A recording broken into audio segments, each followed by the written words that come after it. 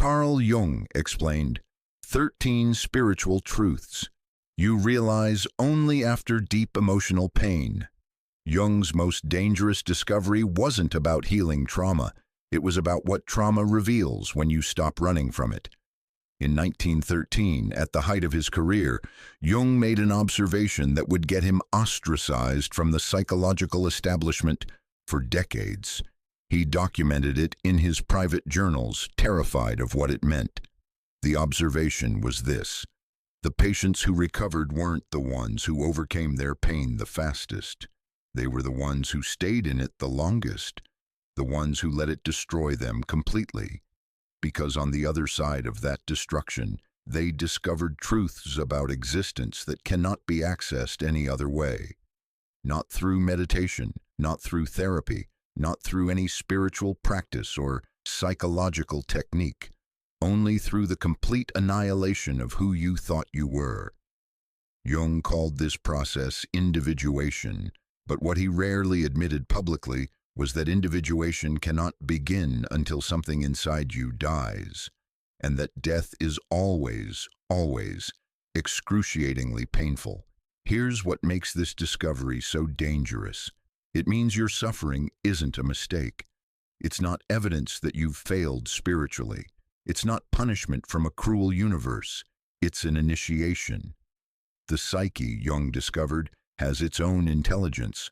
It knows exactly what experiences you need to shatter the false self you've constructed, and it will orchestrate those experiences with surgical precision, regardless of how much you beg it to stop. Heartbreak that leaves you unable to recognize yourself. Loss so devastating you question whether you want to continue. Betrayal that obliterates your ability to trust. Depression so heavy you can barely breathe. These aren't obstacles to your spiritual development. They're the actual curriculum, and the spiritual truths they reveal, 13 of them, Jung documented, remain completely invisible until pain breaks you open wide enough to see them. This is the forbidden knowledge Jung spent 40 years trying to communicate. There is no consciousness without discrimination, and there is no discrimination without suffering. Translation: you cannot wake up without pain. You cannot access wisdom without devastation. You cannot become whole without first being shattered into pieces. The ego experiences this as death, because it is death, the death of every illusion you've used to protect yourself from reality. But the self, Jung's term for the totality of your being, conscious and unconscious, orchestrates this death as birth. The birth of who you actually are beneath all the performance, defense, and conditioning. Most people spend their entire lives avoiding this initiation. They medicate it, distract from it, spiritually bypass it, or therapy it into submission. And they remain, in Jung's brutal assessment, psychological children, sophisticated, accomplished, even spiritually impressive. Children, but children nonetheless, because certain truths about existence can only be learned through direct encounter with the void, through the experience of losing everything and discovering you survive, through the humiliation of your ego's complete inadequacy in the face of forces beyond your control. Jung knew this intimately, not theoretically, experientially. In 1913, the same year he made his dangerous observation, Jung's own life exploded. His relationship with Freud collapsed. His professional identity disintegrated. And then the visions began. He saw Europe drowning in blood. He conversed with entities that might have been archetypes or might have been evidence of psychosis. He genuinely didn't know. For 6 years, he descended into what he called my confrontation with the unconscious, documenting everything in what would become the Red Book. He later admitted he was terrified he'd never return. But when he emerged, fundamentally, permanently transformed, every insight that would make him one of psychology's titans had been forged in that fire. The collective unconscious, archetypes, the shadow, the process of individuation itself. All of it came from his willingness to let the pain do its work rather than fighting to make it stop. Decades later, reflecting on those years, Jung wrote, "All my works, all my creative activity has come from those initial fantasies and dreams. Everything I accomplished in later life was already contained in them, although at first only in the form of emotions and images." In other words, his greatest work didn't come after the suffering. It came from the suffering. His pain wasn't the price he paid for wisdom. It was the very substance that wisdom is made from. This is what Jung tried to tell us, but what our entire culture is designed to deny. Pain is not the problem. Avoiding pain is the problem, because when you refuse the initiation pain offers, you remain forever on the surface of life. You accumulate experiences but never transform. You discuss spirituality but never embody it. You reach the end having lived a long time without ever truly living. The 13 spiritual truths Jung documented, truths that only deep emotional pain reveals, are the difference between existing and being fully alive, between being a well-defended persona and being an actual person, between spiritual performance and genuine awakening. By the end of this exploration, you'll understand all 13 truths. You'll recognize which ones your own pain has been trying to teach you, and you'll finally grasp what Jung meant when he said, "There is no coming to consciousness without pain." But first, you need to understand the problem, the massive cultural conspiracy that's preventing your pain from doing its sacred work, the epidemic of spiritual bypassing that's keeping an entire generation trapped in psychological infancy. We've created an entire civilization dedicated to a single catastrophic lie, that pain is always a problem to be solved rather than a message to be received. Look at the landscape of modern spirituality and psychology. Positive thinking, manifestation, gratitude practices, affirmations, good vibes only. The relentless pursuit of healing, optimization, and transcendence. All of it sophisticated machinery designed for one purpose, to make you feel better as quickly as possible, so you never have to feel what you're actually feeling. Jung had a term for what happens when you successfully avoid authentic suffering. He called it neurosis. Neurosis is always a substitute for legitimate suffering, he wrote, and that single sentence exposes the lie our entire self-help culture is built on. When you refuse the pain that's asking you to transform, your psyche doesn't just accept that refusal and move on. It converts that refused pain into symptoms: anxiety that wakes you at 3 a.m. with your heart racing, depression that makes simple tasks feel impossible, addictions to substances, achievement, relationships, or spirituality itself, psychosomatic illnesses that modern medicine can't explain. The pain you won't feel directly becomes the pain you feel indirectly, chronically, inescapably, without the wisdom that conscious suffering would have given you. This is the bitter irony of pain avoidance. You still suffer. You just suffer without transformation. You endure the agony without accessing the initiation. Think about the archetypal pattern in modern wellness culture. Someone experiences devastating loss or trauma. They immediately begin seeking healing, therapy, meditation, yoga, plant medicine, energy work, life coaching. They consume thousands of hours of spiritual content. They attend workshops. They master the vocabulary of consciousness. And 5 years later, they're still fundamentally the same person, just with better coping mechanisms and more sophisticated language to describe why they're still stuck. Because they never actually let the pain touch them. They managed it, contained it, reframed it, and spiritualized it. But they never surrendered to it. They never let it destroy the false self it was trying to destroy. Jung watched this pattern play out repeatedly in his practice. Patients who came weekly for years, who could articulate their childhood wounds with impressive precision, who understood their complexes intellectually, and who remained completely unchanged at the core. He called them professional patients, people who had turned therapy itself into a defense against transformation. The shadow side of healing culture is that working on yourself can become the most sophisticated form of avoiding yourself. The person with 100 spiritual tools who's never actually let any wound genuinely crack them open. The eternal seeker who's always in process, but never transformed. Jung observed something crucial. The psyche has its own intelligence and its own agenda. It's not trying to make you comfortable. It's trying to make you whole. And those are often opposite objectives. The psyche knows what needs to die in you. It knows what illusions need shattering. It knows what losses will force you to meet yourself without the protective structures you've built. And it will orchestrate those experiences whether you consent or not. This is why Jung said neurosis is always a substitute for legitimate suffering. Your psyche will keep turning up the pressure until you finally surrender to the growth it's demanding. The pain you avoid doesn't disappear, it metastasizes. The relationship that needs to end, but you keep resuscitating. The career that's killing your soul but provides identity. The addiction you manage rather than integrate.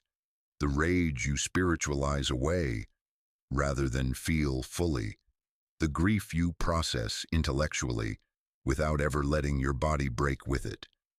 Every refused initiation becomes chronic low-grade suffering that follows you through decades, shape-shifting but never resolving, because you're treating the symptoms while avoiding the actual medicine. And that medicine is always the same. Complete, unconditional surrender to the pain you're most terrified of feeling.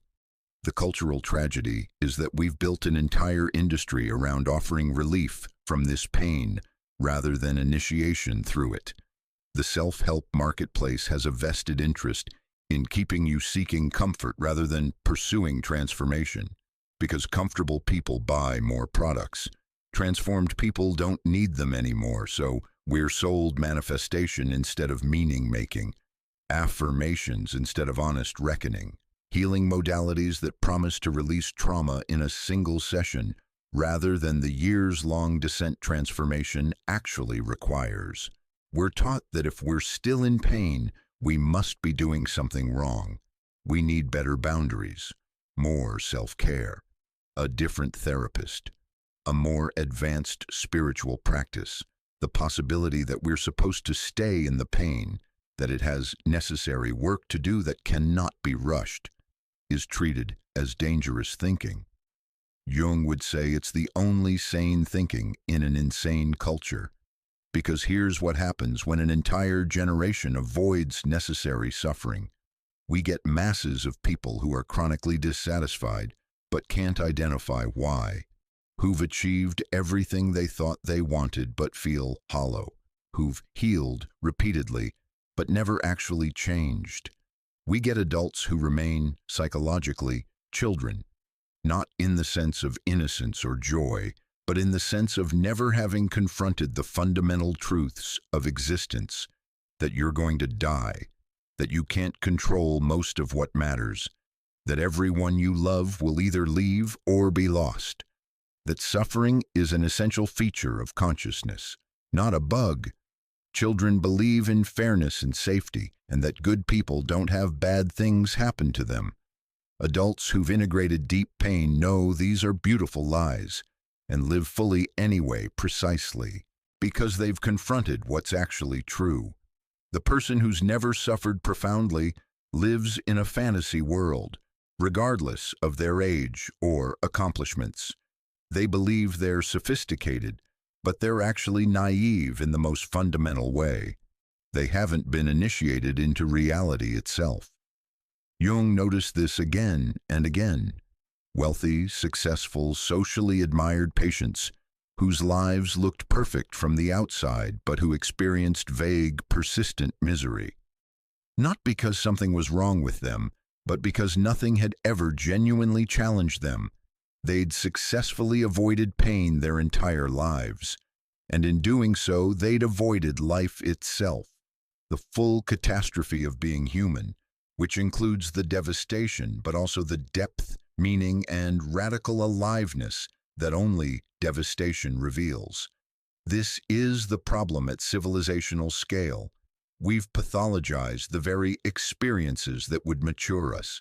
We treat depression as chemical imbalance rather than sometimes a completely appropriate response to an inauthentic life.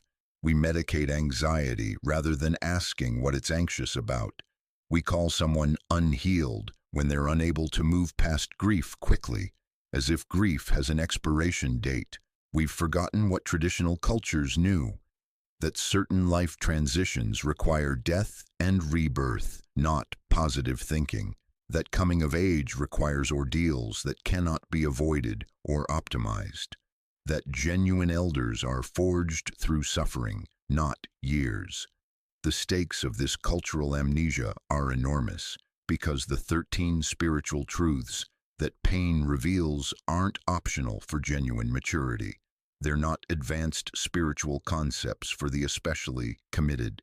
They're basic human wisdom that remains inaccessible until suffering strips away everything false. Continue without the truths pain teaches, and you'll spend your life on surfaces chasing relief, defending against depth, never knowing yourself or others or reality as they actually are.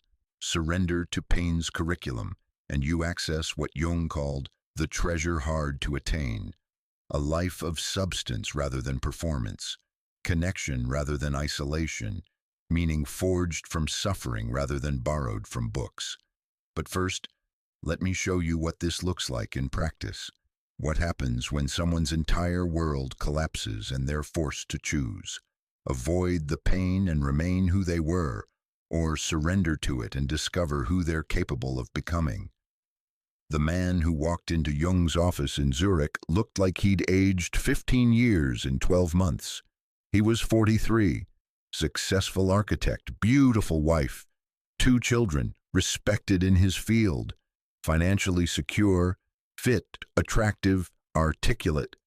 By every external measure, he'd built an enviable life, and in 1 year, all of it disintegrated. His wife left him for another man, his best friend, no less.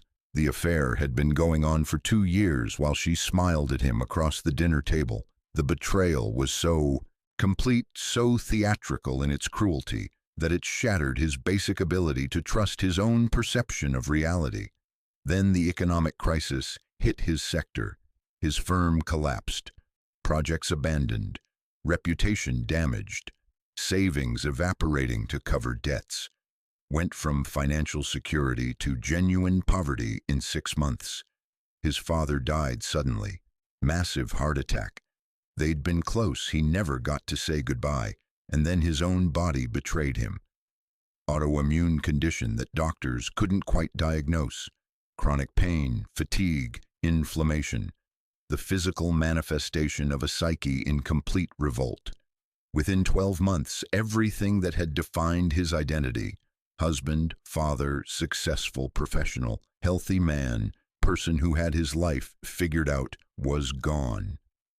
When he finally came to Jung, it was as a last resort before suicide. He was explicit about this in their first session. He'd researched methods, written notes, made arrangements. He'd give therapy 60 days, and if nothing changed, he was done. He wasn't depressed in the passive sense. He was enraged at his wife, at his friend, at the economy, at God, at fate, at the universe's apparent cruelty. And beneath the rage, a question that was destroying him. Why me? What did I do to deserve this? He'd been a good person, faithful husband, present father, honest in business. He didn't cheat or steal or harm people. He'd played by all the rules, done everything right, and he'd been punished for it. That's what his ego concluded. Some cosmic injustice had targeted him specifically, stripping away everything he'd worked for, leaving him with nothing but pain and the question that had no answer. Most therapists would have offered comfort at this point, validation of his suffering, perhaps antidepressants, Certainly reassurance that he hadn't done anything to deserve this, that life is random, that with time and work he'd rebuild. Jung did something different, something that initially made the man furious. He suggested that maybe this wasn't happening to him. Maybe it was happening for him, not in the toxic positivity sense of everything happens for a reason or God has a plan. Jung wasn't that naive. He'd seen too much suffering to believe in a benevolent universe that arranges everything perfectly. No, Jung meant something more precise and more disturbing, that the man's psyche itself had orchestrated this destruction, that at some unconscious level the self was systematically dismantling a life that had become a prison. The man's initial response was rage. This was insulting, victim-blaming, spiritual bypassing. Jung didn't understand. His life had been perfect. He'd been happy. But Jung pressed gently. "Were you? Tell me about your marriage before the affair." And slowly, reluctantly, the truth emerged. He'd been playing a role for 20 years, the successful husband, never showing weakness, never admitting doubt, never revealing the parts of himself that weren't impressive. His wife had been a trophy, if he was honest. Beautiful, accomplished, someone whose presence validated his worth. But intimate, actually known by her. Vulnerable with her, never. He'd performed perfection and she'd performed admiration. And beneath both performances, nothing real. The affair, as devastating as it was, had been her unconscious attempt to feel something authentic, even if it was the authenticity of betrayal. "And your work?" Jung asked. The architecture had been practical, lucrative, prestigious. But it hadn't been his for 15 years. He'd started passionate about design, about creating spaces that moved people. But success had required compromises, then more compromises, then building what clients wanted, what committees approved, what would win awards, never what his actual creative vision wanted to manifest. He'd been successful at work he hated, married to a woman he'd never genuinely known, living in a house that looked perfect and felt empty, raising children he loved but hid himself from. The persona, Jung's term for the social mask we all wear, had completely replaced the actual person. There was nothing left underneath but the performance of a successful life. And his psyche knew it. The self knew he was dying slowly, comfortably, respectably, dying while alive, which Jung considered the greatest tragedy possible. So it intervened, with overwhelming force. The losses weren't punishment, they were liberation. Violent, devastating, but liberation nonetheless. Everything that needed to die was being killed. The false marriage, the soul-deadening work, the illusion of control, the fantasy that if you perform well enough, life won't touch you. Even the physical illness made terrible sense. His body was screaming what he'd never allowed himself to say. "This is killing me. I can't keep living like this. Something has to change." Jung helped him see that he hadn't lost his life. He'd lost his false life. And the pain he was in wasn't the problem. It was labor, the agonizing birth of his actual self, trying to emerge from the corpse of who he'd pretended to be. The man resisted this interpretation for months. It felt too simple, too convenient, too much like spiritual bypassing. Jung was trying to make meaning out of meaningless suffering, and he wasn't buying it. But Jung didn't need him to buy it. He just needed him to stay with the pain without immediately trying to escape or rebuild, to resist the impulse to find a new relationship, new job, new identity to fill the void. He needed him to let the void do its work. So they worked with active imagination. Jung had him dialogue with his losses as if they were beings with intelligence and purpose. Conversations with the marriage that ended, the career that collapsed, even the health that abandoned him. And something remarkable happened. In these dialogues, the losses began speaking, not in reassuring, comforting voices, but in fierce, truth-telling ones.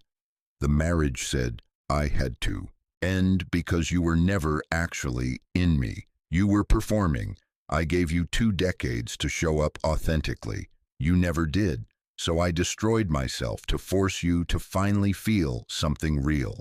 The career said, I was suffocating you. You know this. You've known it for years. But you were too afraid to leave, too attached to security and status. So I collapsed, leaving you no choice but to find what actually wants to be born through you.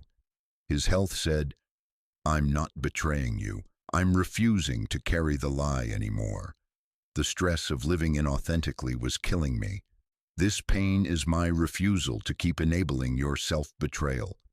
These weren't comfortable revelations. They were devastating, because they meant his suffering had purpose. But that purpose was the complete death of who he'd thought he was. Jung also worked with his dreams, and the dreams during this period were brutal, again and again. Images of death, decay, dismemberment, buildings collapsing, relationships dissolving, his body breaking apart. The ego experienced these as nightmares. Jung recognized them as the psyche's way of showing the necessary work. Everything false had to die. 18 months into their work together, 18 months of feeling the full weight of grief, rage, and existential terror without trying to resolve it prematurely, the man had a dream that changed everything. He dreamed he was lying in a grave, dead, body decomposing. But as he lay there, witnessing his own decay, something began stirring inside the corpse. Movement, a presence, and suddenly, violently, something broke through his chest. Not alien-style horrific, but birth-like. Messy, necessary, unstoppable. He woke from that dream understanding something he couldn't quite articulate, but felt in his bones. He wasn't dying. He was being born. Everything he'd lost was everything he'd outgrown. The pain wasn't punishment, it was labor. The man who emerged from that period, 3 years after his world collapsed, bore almost no resemblance to who'd walked into Jung's office. He didn't rebuild his architecture practice. He trained as a craftsman instead, building furniture with his hands. Simple work that let him create beauty without compromise, that tired his body in satisfying ways, that produced objects people actually used and loved. He didn't remarry quickly. He spent years learning to be alone without being lonely, discovering who he actually was when no one was watching, when there was no one to perform for. When he eventually entered a new relationship, it was different in every way, built on authenticity rather than performance. 2 actual people rather than 2 personas attracted to each other's masks. Messy, real, intimate in ways his first marriage never approached. His relationship with his children deepened exponentially. He stopped being the impressive father and became the honest one, vulnerable about his struggles, real about his pain, present in ways he'd never been when everything looked perfect. And the physical symptoms? They didn't disappear. The body remembers everything, but they transformed from mysterious torment into understandable teacher. When his health flared, he now knew to ask, what am I not acknowledging? Where am I falling back into inauthenticity?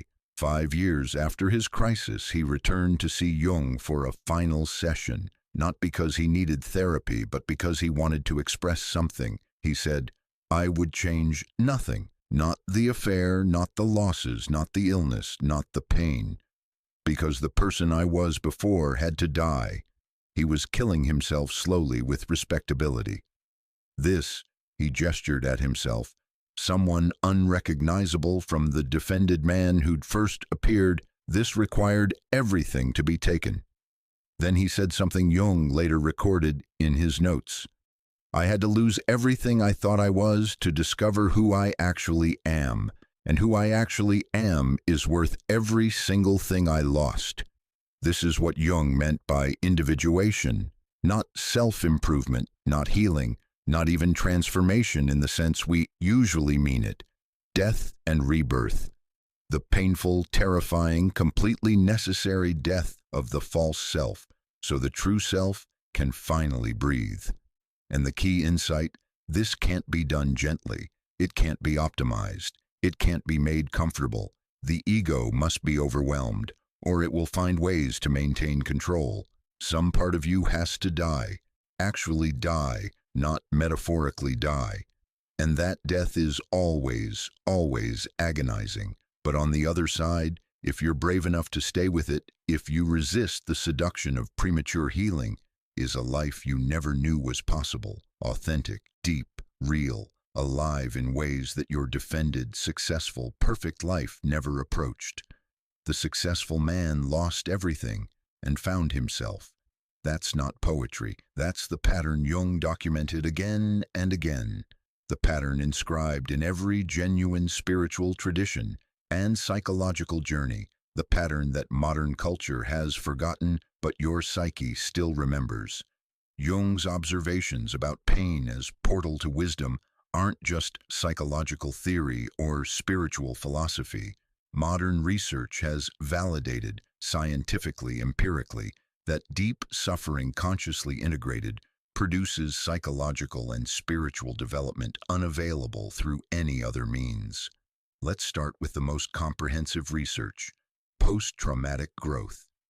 Dr. Richard Tedeschi and Dr. Lawrence Calhoun at the University of North Carolina spent decades studying trauma survivors, not looking for pathology, PTSD, depression, dysfunction, but looking for growth. What they discovered revolutionized trauma psychology. Between 70 to 90% of people who experience severe trauma report significant positive changes in their lives that they directly attribute to the trauma, not despite the trauma, because of it. These changes cluster in 5 domains: a radically enhanced appreciation for life itself, deeper, more authentic relationships, recognition of new possibilities they couldn't see before, a profound sense of personal strength, and spiritual or existential development. The research is clear. These aren't things people tell themselves to feel better about unavoidable suffering.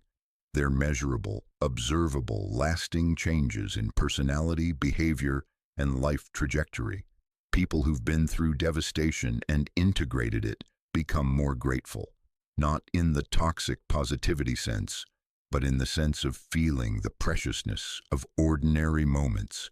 They report that colors seem brighter, that time with loved ones feels sacred, that they no longer take anything for granted because they've lost enough to know that everything can disappear.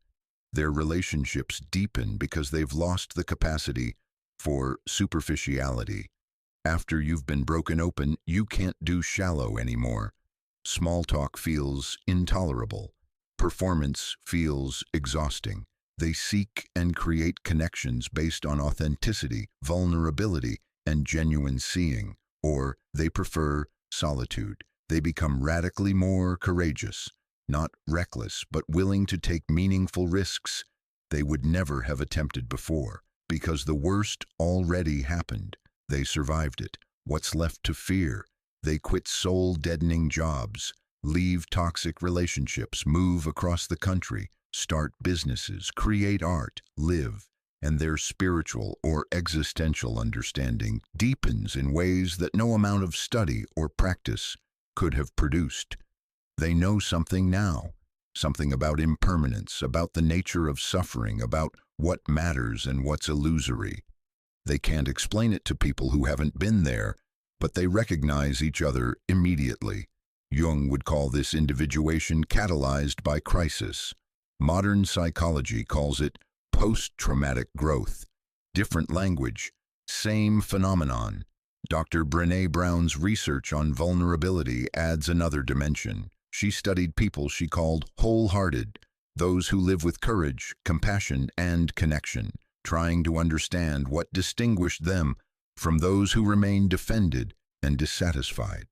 The single common thread: they'd all been profoundly vulnerable, not by choice initially, but by circumstance. Loss forced it, failure demanded it, heartbreak required it. And in that forced vulnerability, instead of armoring back up, They stayed open. They let the pain teach them. They integrated the brokenness rather than desperately trying to appear whole. What emerged was a quality Brown calls wholeheartedness, the capacity to live authentically, love without guarantees, create without certainty of success, and show up as yourself rather than as your performance of yourself. The defended people, those who'd avoided deep vulnerability, could discuss these concepts intellectually, but they couldn't embody them. There was a quality of presence missing, a depth unavailable. They were still performing life rather than living it. Only those who'd been genuinely broken and stayed with the breaking developed the capacity for authentic connection, creative risk, and psychological presence that wholeheartedness requires. Again, Jung's observation validated. Consciousness requires suffering. There's no other way through. Meaning reconstruction theory provides the mechanism, developed by researchers studying grief and loss. It explains what happens psychologically when major life disruptions occur. We all live according to what's called an assumptive world, the mostly unconscious beliefs we hold about how reality works. Things like, if I'm a good person, good things happen to me. The people I love won't suddenly disappear. I have control over my life's direction. The universe is fundamentally fair. These assumptions create stability. They allow us to function without constant existential terror. But they're also lies, or at least dramatic oversimplifications of how reality actually operates. When major trauma hits, the assumptive world collapses. Suddenly you have direct evidence that good people suffer randomly, that love doesn't protect anyone, that you control almost nothing, that the universe is indifferent at best. The research shows this assumption collapse creates a crisis of meaning. Everything you believed is now suspect. Every framework you use to navigate reality is broken. And here's where it gets interesting. People have two options. They can desperately try to restore the old assumptions, even though they now know they're false. This leads to increasing anxiety, brittle thinking, and what psychologists call complicated grief, pain that never resolves because it never transforms. Or they can do the harder work, reconstruct meaning from the ground up, build a new assumptive world based on what they now know is true, not what they wish were true. This reconstruction process is agonizing. It requires living in fundamental uncertainty while slowly, painstakingly, building new frameworks for meaning. It takes years. Most people can't or won't do it. But those who do emerge with what researchers call integrated meaning, a worldview that accommodates both the beauty and brutality of existence, that holds joy and suffering as two sides of reality, rather than treating suffering as aberration. They develop what philosophers call tragic optimism, the capacity to say yes to life, even while acknowledging that life includes unavoidable suffering, certain death, and frequent injustice. They become people who can hold paradox without collapsing into cynicism or denial. This is psychological maturity, and the research is unambiguous. You cannot develop it without the forced meaning reconstruction that major suffering requires. Neuroscience adds another layer. Studies on adversity and brain plasticity reveal that significant stress, when followed by integration rather than chronic activation, literally rewires the brain. Neural pathways associated with resilience, emotional regulation, and cognitive flexibility strengthen dramatically in people who've endured and integrated major challenges. Their amygdala, fear center, becomes less reactive. Their prefrontal cortex, executive function, shows enhanced connectivity. Their ability to regulate emotion, tolerate distress, and maintain perspective under pressure measurably improves. But, and this is crucial, this only happens when the stress is integrated. When there's time and space for the nervous system to complete its stress cycles, when meaning is constructed from the experience, when the person stays present rather than dissociating. Chronic unintegrated stress does the opposite. It degrades these systems. This is the difference between post-traumatic growth and post-traumatic stress disorder. Same magnitude of trauma, different relationship to it. One person avoids the pain, keeps moving, tries to return to normal as quickly as possible. Their brain remains in threat detection mode, hyper-vigilant, unable to recalibrate. PTSD. Another person descends into the pain, stays with it, allows complete dissolution before rebuilding.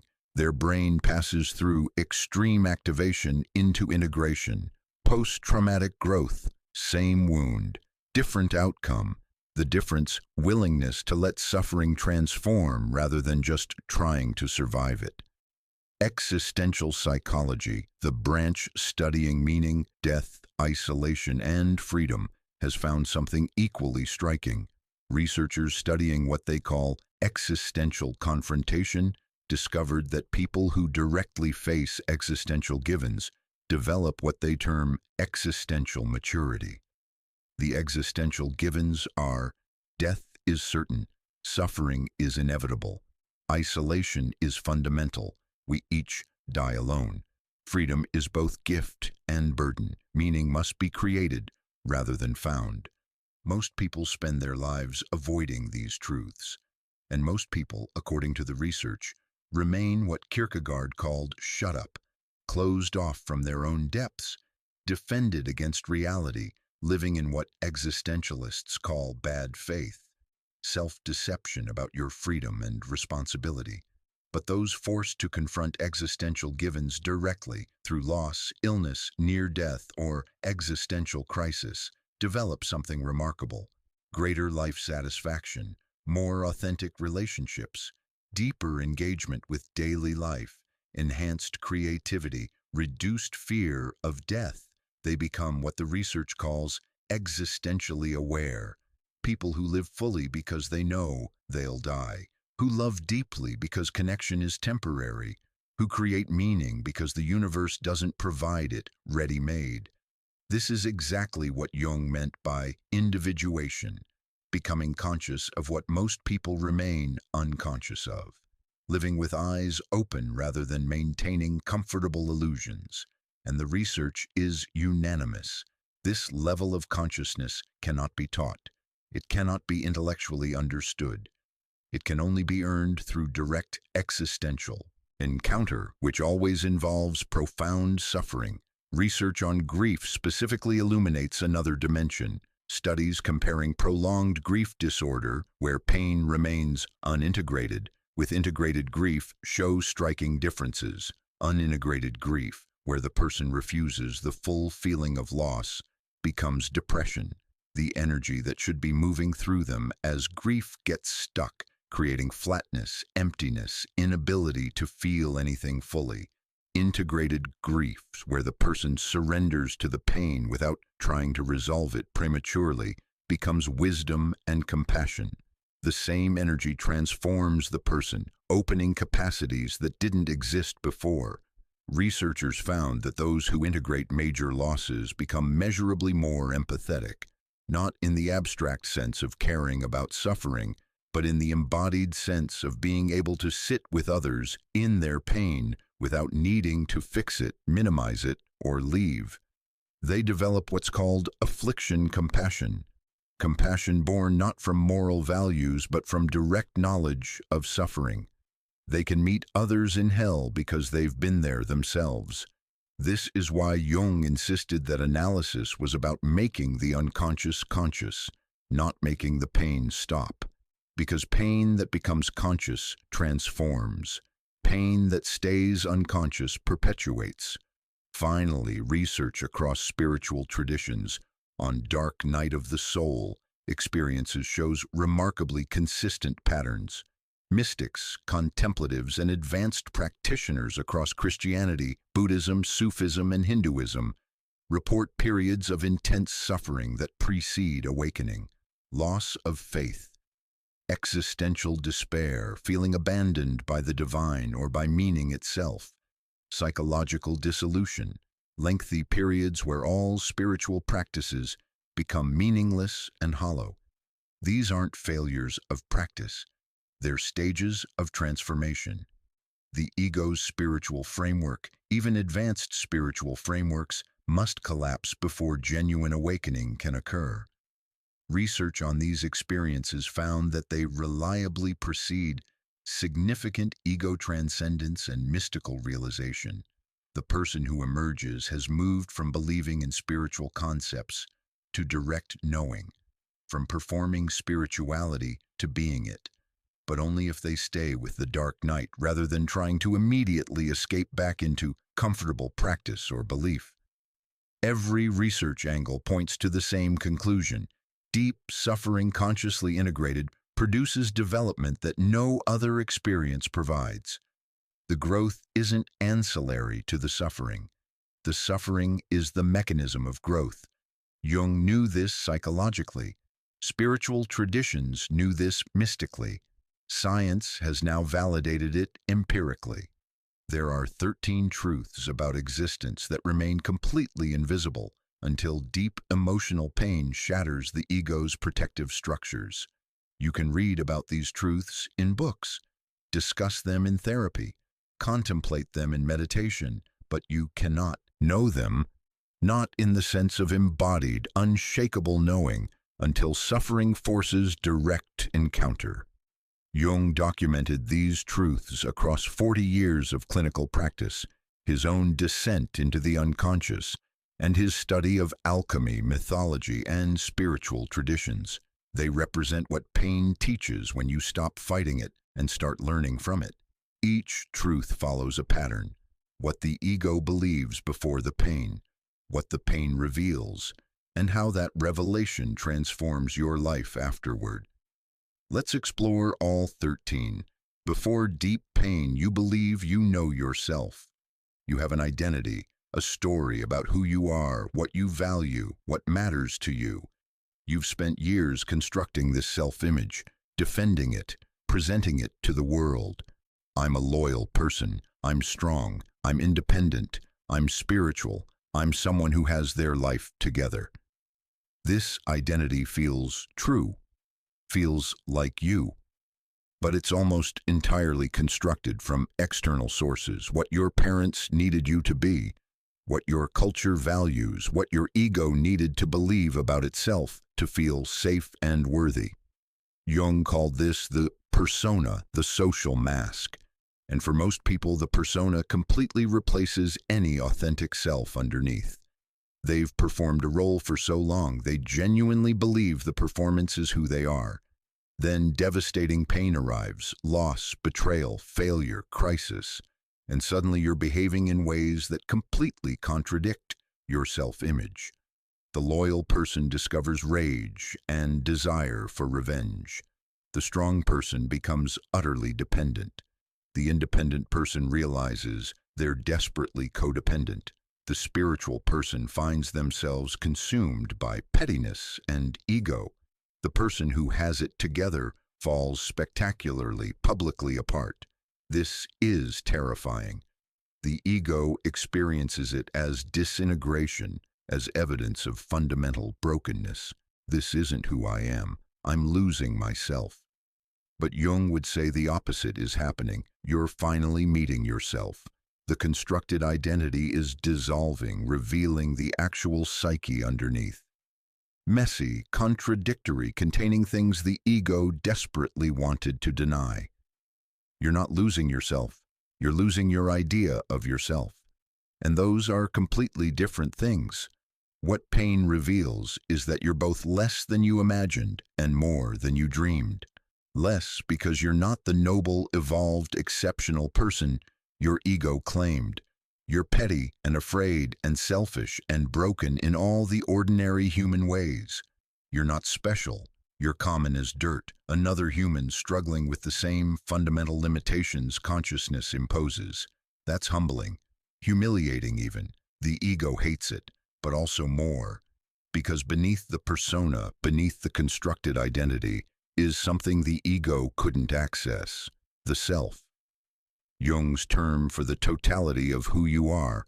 conscious and unconscious, light and shadow, ego and beyond ego. The self is vast. It contains multitudes. It's connected to something larger than your individual consciousness. Jung called it the collective unconscious, but the name matters less than the recognition. You're not just this small, defended ego. You're an expression of something much larger. Before pain, you were trapped in the narrow confines of persona identification. I am this role, this identity, this story. After pain integrates, you recognize, I am not any single thing. I contain complexity beyond what any identity can capture, and I'm part of something far larger than my individual consciousness. This is liberation. Not because it feels good, it often feels destabilizing, even frightening, but because you're finally free from the exhausting project of defending a false self. You can stop performing, stop proving, stop desperately maintaining an image. You can simply be messy, contradictory human, and meet others who are equally messy, contradictory human, which is the beginning of actual intimacy. The transformation shows up everywhere. You stop needing to be right all the time because being wrong doesn't threaten your identity anymore. You can apologize genuinely because you're not defending an image of perfection. You can admit limitation because you're no longer pretending omnipotence. You become, paradoxically, both humbler and more confident. Humbler because you've seen your shadow and can't pretend you're above ordinary human failings. More confident because you're no longer dependent on external validation to know who you are. Jung said, "The privilege of a lifetime is to become who you truly are." Pain is what makes that privilege possible. By destroying who you thought you were, it clears space for who you actually are to finally emerge. Before deep pain, you believe, consciously or unconsciously, that you have significant control over your life outcomes. If you work hard enough, plan carefully enough, make good choices, be a good person, follow the rules, do everything right, you can ensure things turn out okay. Maybe not perfectly, but within acceptable parameters. This belief is necessary during childhood. Children are powerless. The only way to tolerate that powerlessness is to develop a sense that if I behave correctly, the adults will keep me safe. Control the controllable. Your behavior, your performance, your goodness, and you can influence the uncontrollable. That childhood strategy calcifies into adult worldview. We become adults who believe we're steering the ship of our lives, that outcomes reflect our efforts and choices, that we have fundamental agency over what happens to us. Then life delivers something utterly outside your control. A partner leaves. Someone you love dies suddenly. Your body develops a condition no doctor can fix. The economy collapses your career. Random chance obliterates your plans. And you realize with stomach-dropping terror, you never controlled any of it. You were never steering. You were just along for the ride with temporary illusion of control that reality could shatter at any moment. This revelation is devastating. The ego is built on the fantasy of control. Surrendering it feels like surrendering to chaos, to meaninglessness, to existential vulnerability so complete it borders on annihilation. Most people resist this truth violently. They immediately look for what they could have done differently, how they failed to prevent the unpreventable, what they need to do to restore control. The ego will work overtime to maintain the illusion rather than accept the truth. But if you stay with the pain long enough, if you let the terror move through you without immediately scrambling for new control strategies, something unexpected happens. You discover the paradox at the heart of human freedom. Accepting powerlessness over externals gives you power over internals. You can't control whether your partner stays or leaves, but you can control whether you stay present to yourself during the grief. You can't control whether you get sick, but you can control how you meet the illness, with resistance or acceptance, with bitterness or curiosity. You can't control what life brings, but you can control who you become in response to what arrives. This isn't the toxic positivity version where you choose your attitude and everything's fine. It's more nuanced and more honest. The surrender to powerlessness is real. You genuinely can't control the most important things: who lives, who leaves, what disasters strike. But in that surrender, you access a different kind of agency, the power to be with what is, rather than demanding reality be different. The freedom to respond rather than merely react. The capacity to dance with life rather than trying to dominate it. Jung described this as the shift from ego consciousness, which believes it's in control, to self-awareness, which knows it's part of larger forces and learns to cooperate rather than command. The transformation is visible everywhere.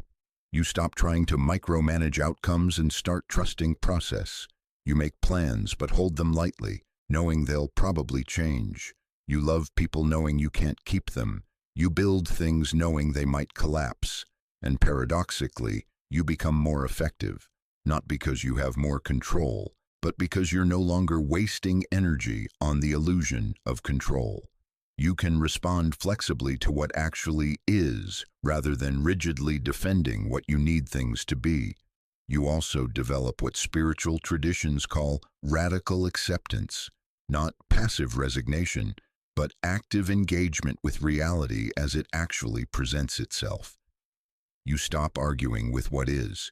You stop asking, why me, and start asking, what now? This doesn't mean you don't have preferences or work toward goals. It means you're not at war with reality when it doesn't conform to your preferences. You can want something and simultaneously accept that you might not get it. Hold intention without attachment to outcome. The Buddhist concept of non-attachment, the Stoic practice of amor fati, the Christian prayer of surrender, thy will be done. Different traditions, same hard-won wisdom. Control is illusion, and accepting that sets you free. But you can't learn this from a book or a practice. You can only learn it by having control ripped away so completely that fighting to restore it becomes impossible.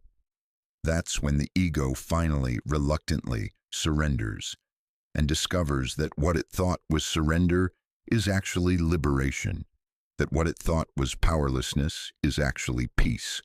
Before devastating pain, the ego interprets suffering through a moral lens. If bad things happen, it must mean you've done something wrong. You're being punished for past failures, sins, or inadequacies. The universe is judging you and finding you wanting. Or alternatively, suffering is random bad luck, meaningless chaos that strikes without reason. The universe is indifferent or cruel, and you're just unlucky enough to be in its crosshairs. Both interpretations come from the same place: the ego's inability to see suffering as anything other than problem, mistake, or injustice. This creates enormous secondary suffering, not just the pain itself, but the stories about the pain. What did I do wrong? Why am I being punished? This shouldn't be happening. If only I'd done something differently. This is unfair. I don't deserve this. The pain is compounded by rage at the pain, shame about the pain, desperate attempts to make sense of senseless suffering. But Jung observed something revolutionary. The psyche has teleological intelligence. It moves toward wholeness with or without the ego's cooperation, and it will orchestrate whatever experiences are necessary to catalyze that movement. Translation: your suffering isn't punishment, it's curriculum. The psyche knows what lessons you need to become whole, and it creates circumstances that force those lessons. You need to learn you're not your achievements. The psyche will orchestrate failure. You need to learn vulnerability isn't death. The psyche will orchestrate situations where your defenses cannot hold. You need to confront mortality. The psyche will bring death close enough to feel it. This isn't everything happens for a reason, spiritual bypassing. Jung wasn't claiming some cosmic plan arranges everything perfectly. He was making a more precise observation. Your psyche has an agenda, wholeness, individuation, and it will use suffering to achieve that agenda when nothing else works. The losses aren't random, they're strategic. The psyche is systematically removing whatever keeps you from becoming conscious. Your illusions, your defenses, your false identities. When you finally see this, when pain has broken you open enough to recognize the intelligence operating through your suffering, everything shifts. The question changes from, why is this happening to me, to what is this trying to teach me? Not as bypass, but as genuine inquiry. What false belief is this destroying? What am I being forced to confront that I've avoided for years? What's dying in me that needs to die? What's trying to be born? This transforms suffering from meaningless torture into meaningful initiation. The pain doesn't necessarily diminish. Sometimes it even intensifies as you stop numbing and start feeling fully. But the relationship to pain fundamentally changes. You're no longer at war with your experience. You're engaged with it, curious about it, recognizing it as communication from your own depths. Jung used the metaphor of alchemy repeatedly. The alchemists weren't trying to turn lead into gold, literally. They were describing psychological transformation. The base material, suffering through sustained heat, staying with the pain, transforms into gold, wisdom, but only if you see the suffering as raw material rather than obstacle. Only if you work with it rather than against it. The transformation shows up as a profound shift in agency. Before this recognition, suffering makes you a victim, helpless, acted upon by cruel fate. After, you're an initiate, someone undergoing transformation that your own depths orchestrated. You're still suffering. Nothing about the external situation has changed. But internally, you've moved from powerless victim to engaged participant in your own becoming. This also changes how you relate to others' suffering. Before, you might have tried to fix it, minimize it, or offer platitudes. After, you recognize that their pain is also curriculum, and your job isn't to remove it, but to witness it without interference. You become someone who can sit with others in their hell, without needing them to leave it before they're ready. Because you know, sometimes hell is exactly where someone needs to be to learn what only hell can teach. This doesn't mean you become callous or dismissive of suffering. Quite the opposite.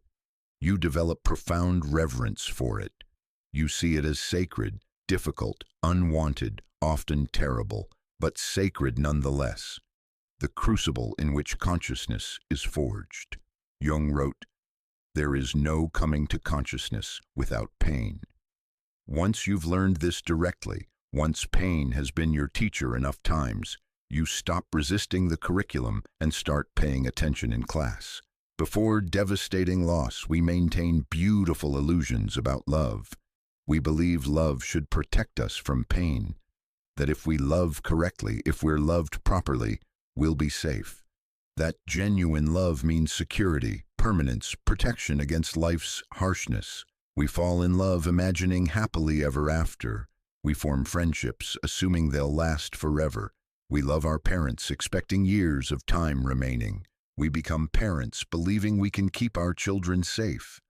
All of it is the ego's desperate attempt to make love safe, to have connection without vulnerability, intimacy without risk, love without the inevitable grief that love creates. Then someone you love dies or leaves or changes so completely they become a stranger, or you watch them suffer and can do nothing to stop it, and the loss breaks you open so completely that you question whether love is worth it, whether opening your heart again is just inviting another devastating wound, whether it's safer to stay closed, protected, alone.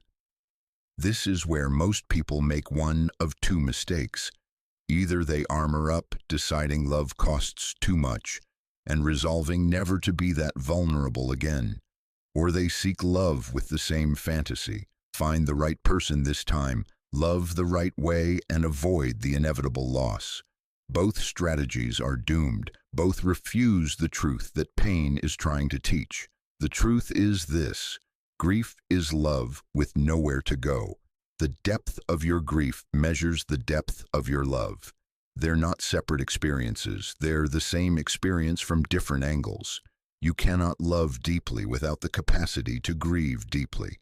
They come as a package. Jung observed that people who've never genuinely grieved have also never genuinely loved.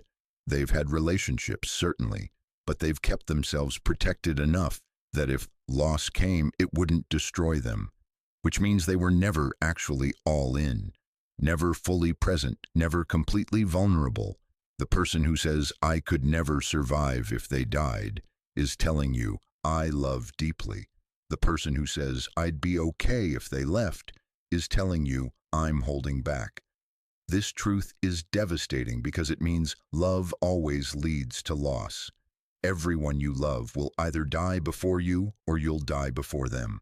Every friendship will end through death, distance, or change. Every child grows up and leaves. Every moment of intimacy is already disappearing, even as you're in it. The ego experiences this as unbearable. It means every time you love, you're signing up for future devastation. Every opening of the heart is also creation of a wound in waiting. But staying with this truth instead of running from it reveals something unexpected. The willingness to grieve is the willingness to love. When you've felt the full weight of devastating loss, when you've survived grief you were certain would kill you, when you've integrated the pain rather than defending against it, you discover something profound. You become willing to love anyway, not recklessly or naively, but with eyes wide open. You love knowing you'll lose. You attach knowing you'll have to let go. You become intimate knowing you're creating the conditions for future grief. And that willingness, that conscious choice to love despite knowing the inevitable cost, is spiritual maturity.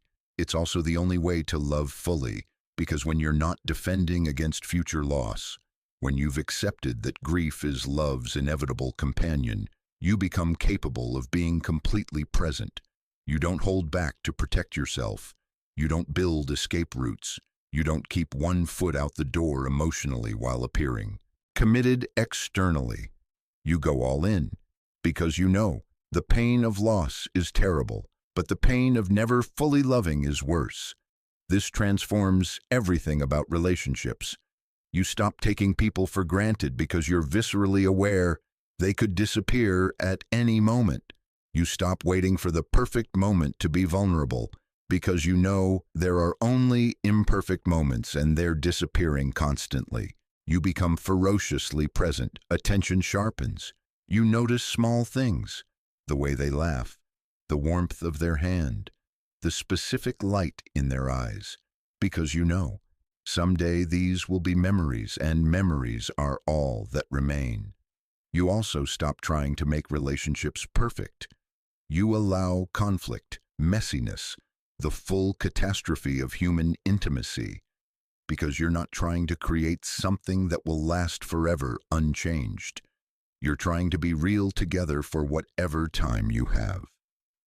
The Buddhist meditation practice of Maranasati, contemplating death, serves this purpose, not to become morbid, but to become present, to love with full awareness that everything is temporary, which makes everything precious. Jung saw this with couples who'd lost children.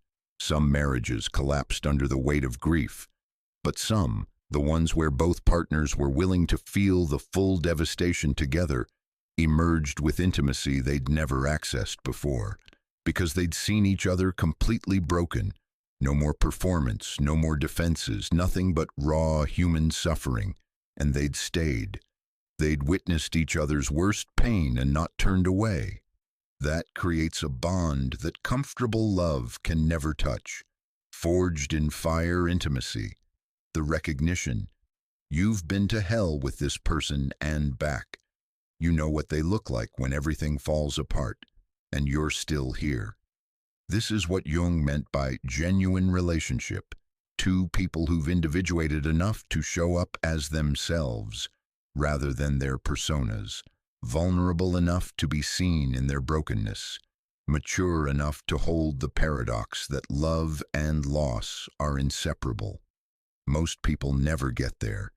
They either avoid deep love to avoid deep grief, or they love with the fantasy that this time will be different.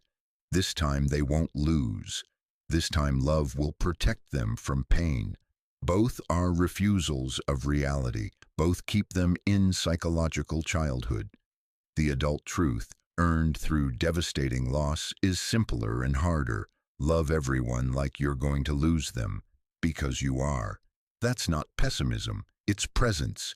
It's the only way to love without reservation, and it's the only love worth having. Before deep pain overwhelms your defenses, the ego's primary project is emotional self-protection, avoiding uncomfortable feelings, maintaining equilibrium, not letting things get too intense, too messy, too overwhelming. You develop sophisticated strategies for this: distraction, rationalization, spiritualizing, numbing through substances, work, relationships, or endless entertainment. Staying perpetually busy so you never have to sit still with what you're actually feeling. You tell yourself you're fine, you're handling it, you're strong enough not to fall apart, you're evolved enough not to be controlled by emotions. All of it is the ego desperately trying to avoid what it's most terrified of: being overwhelmed by feeling, losing control, drowning in emotion, falling apart, and never being able to put yourself back together. Then something happens that makes avoidance impossible. Loss so massive it cannot be rationalized away. Pain so acute that no distraction can touch it. Rage so powerful it terrifies you. Grief so heavy you can barely breathe. The defenses collapse. The feelings you've spent years avoiding come flooding in, and you discover what you've most feared. You cannot escape them. You have to feel them. This is where the ego makes its last stand. It tries to immediately process the feeling, manage it, make it stop. Goes to therapy seeking relief. Tries every healing modality promising quick resolution. Searches desperately for something that will make the feeling go away without having to fully experience it. But Jung knew something crucial. Feelings that aren't fully felt don't go away. They go underground. They convert into symptoms. Anxiety that won't resolve. Depression that won't lift. Physical pain that no doctor can diagnose. Relationship patterns that keep repeating. Addictions that provide temporary escape. The unfelt feeling becomes the unconscious force driving your entire life. You organize everything around avoiding the feeling you refuse to feel. Your career choices, your relationships, where you live, how you live, all of it unconsciously designed to keep you from encountering what you're most afraid to experience. This is what Jung meant by neurosis being a substitute for legitimate suffering. The pain you won't feel directly becomes the pain you feel constantly, chronically, without ever understanding why. The only way out is through. This isn't platitude, it's psychological law. You have to stop trying to escape the feeling and start actually feeling it, not thinking about it, not talking about it, not analyzing why you feel it, actually experiencing it in your body, without interference, without the ego's constant attempts to manage, contain, or resolve it. This is terrifying, because the ego's fear about feelings was partly true. They are overwhelming. They do feel like drowning. You genuinely do lose control temporarily. But what the ego doesn't know, can't know until you do it, is that feelings are not dangerous. Only unfelt feelings are dangerous. Feelings that are fully felt move through you. They rise, peak, and eventually subside, like waves. The sensation might be intense. Grief that makes your chest physically ache. Rage that makes your body shake. Fear that makes you want to run. but it's not lethal. It won't actually destroy you. And on the other side of fully feeling it, something remarkable happens. It releases.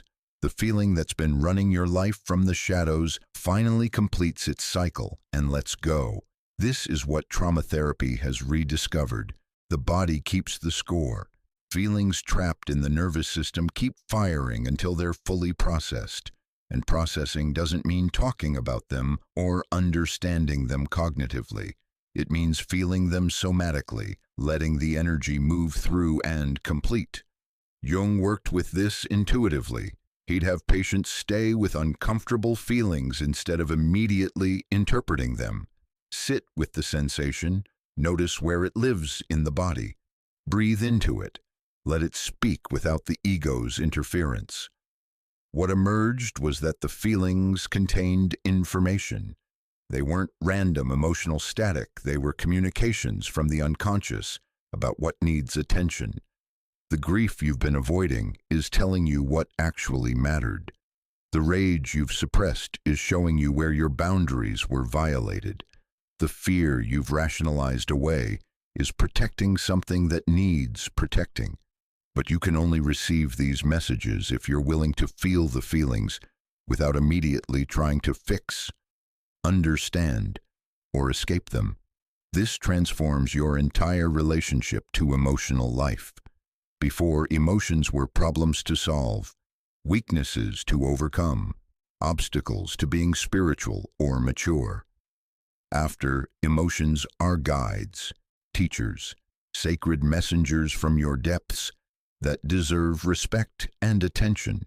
You stop trying to have only pleasant feelings and start being willing to feel whatever arises. This doesn't mean you become emotionally unregulated or controlled by feelings. Paradoxically, the willingness to feel fully creates capacity for emotional regulation that avoiding never could. When you know you can feel anything without being destroyed by it, emotions lose their power to control you. You don't have to organize your entire life around avoiding certain feelings. You don't have to stay in toxic situations because leaving would hurt too much. You don't have to keep yourself numb because feeling is too overwhelming. You become emotionally adult, capable of experiencing the full range of human feeling without being dominated by any of it. Present to yourself in ways that defended people can never access. The transformation shows up everywhere. You stop numbing with food, alcohol, work, relationships, or spirituality. Not because you've become disciplined, but because you're no longer trying to escape what you're feeling.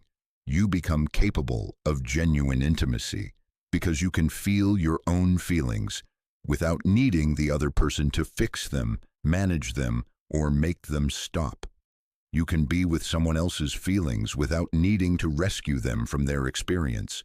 You develop what therapists call distress tolerance, the capacity to sit with uncomfortable internal states without immediately needing relief, which is foundational for everything. Sitting with uncertainty, allowing transformation, tolerating the space between letting go of who you were and discovering who you're becoming. Jung said the goal of analysis was to make the unconscious conscious, but consciousness of the unconscious includes consciousness of unfelt feelings. You cannot make feelings conscious by thinking about them. You make them conscious by feeling them. This is the work pain forces when it becomes too intense to avoid. It overwhelms the ego's defenses and demands you actually feel what you've spent a lifetime avoiding. And what you discover on the other side is freedom. Not from feeling, but into feeling. The liberation of no longer being controlled by what you refuse to experience. Before profound suffering humbles you, the shadow is purely what you reject about yourself. The parts too ugly, too weak, too shameful to acknowledge. Your rage, your neediness, your pettiness, your selfishness. Everything that contradicts your preferred self-image gets pushed into shadow. Jung's teaching that everyone has a shadow, an unconscious repository of rejected aspects of self, is widely known. What's less understood is his revolutionary insight. The shadow contains not just what's bad, but what's vital. The shadow holds your repressed gifts, your authentic power, your creative wildness, your deepest longings. Everything that was too intense, too authentic, too much for the people who raised you gets shoved into shadow alongside the darkness. But before devastating pain breaks your ego open, you can't access any of this. You only see shadow as enemy, as the parts of yourself that must remain hidden or you'll be rejected, abandoned, destroyed. Then life delivers experiences that drag your shadow into unforgiving light. You behave in ways you swore you never would. You feel things you thought only terrible people feel. You discover capacities for cruelty, cowardice, or desperation you were certain you didn't possess. The person who prided themselves on loyalty finds themselves fantasizing about leaving. The one who valued strength discovers themselves begging. The spiritual person finds themselves consumed by ego. The rational person becomes utterly irrational. This is ego death in real time. Everything you believed about who you are collides with evidence that you're also everything you've denied. The ego experiences this as catastrophic failure, proof that you're fundamentally broken, hypocritical, unworthy. It creates profound shame, not just about behavior, but about your very being. Most people respond by either collapsing into self-hatred or desperately trying to restore the idealized self-image. Neither works. The shadow, once seen, cannot be unseen. But if you stay with this devastating self-recognition instead of running from it, if you let the shame do its work rather than defending against it, something alchemical occurs. You begin to see that shadow integration isn't about becoming your worst self. It's about becoming your whole self. Yes, you contain cruelty, but cruelty integrated becomes appropriate aggression, the capacity to defend yourself, set boundaries, say no without guilt. Yes, you contain neediness, but neediness acknowledged becomes interdependence, the capacity to ask for help, to be vulnerable, to admit you need others.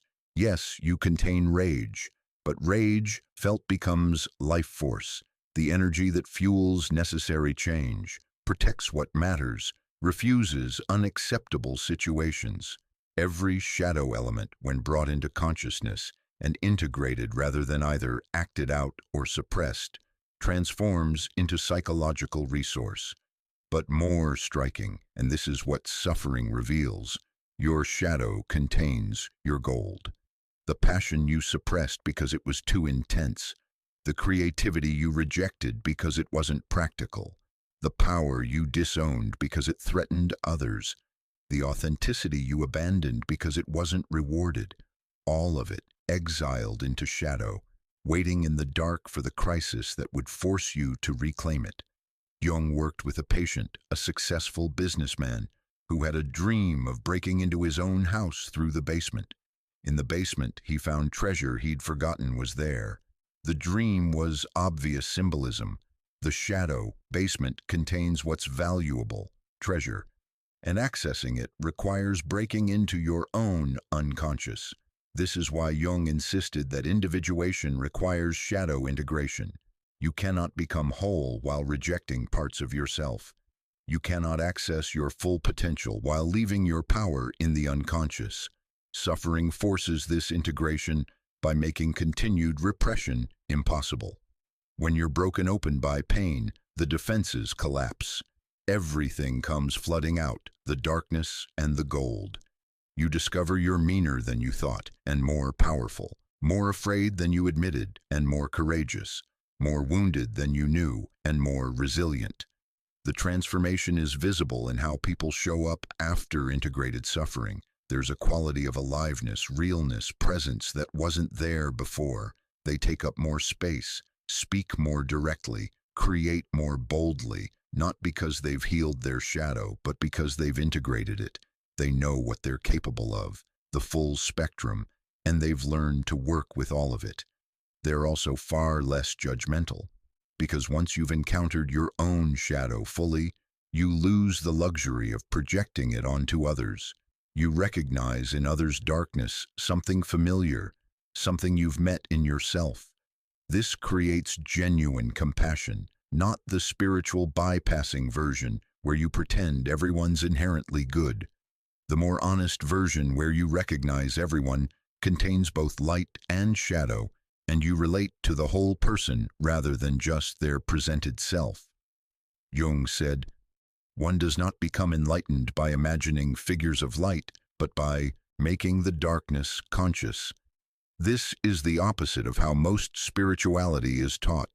Most spiritual practice is about cultivation of light, love, compassion, peace, wisdom. Jung insisted that's only half the work. The other half is descending into shadow, owning your darkness, integrating what you've rejected, not to become it, but to become conscious of it, which paradoxically reduces its power. The shadow that's acknowledged can be worked with. The shadow that's denied runs your life from the unconscious, manifesting as projection, symptom, and repeated pattern. Suffering strips away the luxury of maintaining a purely positive self-image. It forces shadow encounter, and in that encounter, if you're willing to stay with it, you discover the gold you've been sitting on your entire life, the parts of you that are too much, too intense, too real to be acceptable in polite society. Those are often your gifts, your genius, your authentic power that the world needs but you've been too afraid to unleash. Pain breaks open the container, everything spills out, and in that mess, in that chaos, in that humiliating exposure of everything you've tried to hide, you finally find what you've been looking for, not in the light, in the shadow, where Jung said the gold has always been waiting. Before deep pain isolates you, you experience loneliness as something to avoid at all costs. It feels like rejection, abandonment, evidence that something is fundamentally wrong with you. The ego interprets being alone as being unwanted, unlovable, cast out. So you fill your life with people, activity, noise, connection, not because the connections are necessarily deep or nourishing, but because they protect you from the terror of being alone with yourself. You stay in relationships that aren't working. Maintain friendships that have become hollow. Surround yourself with acquaintances. Keep yourself perpetually available and responsive. Anything to avoid the silence of solitude. Then suffering arrives that forces isolation, sometimes literally, grief or illness that makes social interaction impossible. Sometimes psychologically, you're going through something so intense that no one who hasn't been there can meet you in it. You reach out, try to connect, but you discover that people can't hold your pain. They want to fix it, minimize it, encourage you to move past it, or they become uncomfortable and disappear, or they're supportive but in ways that miss what you actually need. And slowly, the truth settles in. This journey is fundamentally solitary. No one can walk it with you. No one can carry what you're carrying. You're alone. The ego experiences this as devastating, confirmation of its deepest fear. You're alone, unlovable, abandoned. This is the crisis. This is what it was always afraid would happen. But if you stop fighting the aloneness, if you stop desperately seeking someone to rescue you from it, something unexpected happens. You begin to actually meet yourself.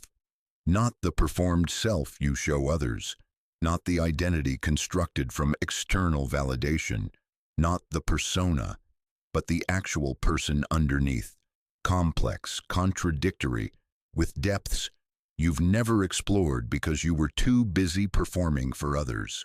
This is what Jung meant by individuation requiring solitude. You cannot discover who you are separate from others' expectations, needs, and projections until you spend significant time alone. Actually alone. Not physically alone while emotionally dependent on texting, social media, or anticipation of next connection, but genuinely alone with yourself. In that aloneness, you discover things you couldn't see in the noise of constant connection. What you actually think versus what you've been conditioned to think. What you truly feel versus what you believe you should feel. What you authentically want versus what would make you acceptable to others. You also discover your own company. And here's the revelation. Solitude is different from loneliness. Loneliness is the pain of being alone when you're not okay with yourself. Solitude is the richness of being alone when you've learned to be your own companion. Before pain forced this, you might have conceptually understood the difference. After, you live it. You discover you can sit with yourself without needing distraction. Have dinner alone without it feeling pathetic. Spend an entire day without speaking to anyone and feel full rather than empty. Be present to your own internal experience without needing someone else to witness or validate it. This is psychological adulthood, and it cannot be taught. Only earned through the forced solitude that significant suffering creates. Jung observed that people who've never learned to be genuinely alone remain emotionally dependent in all their relationships. They need others to feel okay about themselves. They need constant reassurance, validation, companionship, not because they love connection, but because they're terrified of their own company. This creates relationships built on need rather than genuine desire. Codependence masquerading as intimacy, two people using each other to avoid facing themselves. After pain teaches solitude, relationships transform. You no longer need someone, you choose them. You're not seeking completion or rescue or distraction from yourself. You're inviting someone to share a life you've already learned to live alone. This creates entirely different relationships, built on mutual wholeness rather than mutual need. Two people who've each met themselves and now want to explore what it's like to meet each other. There's also a quality of presence that emerges from integrated solitude.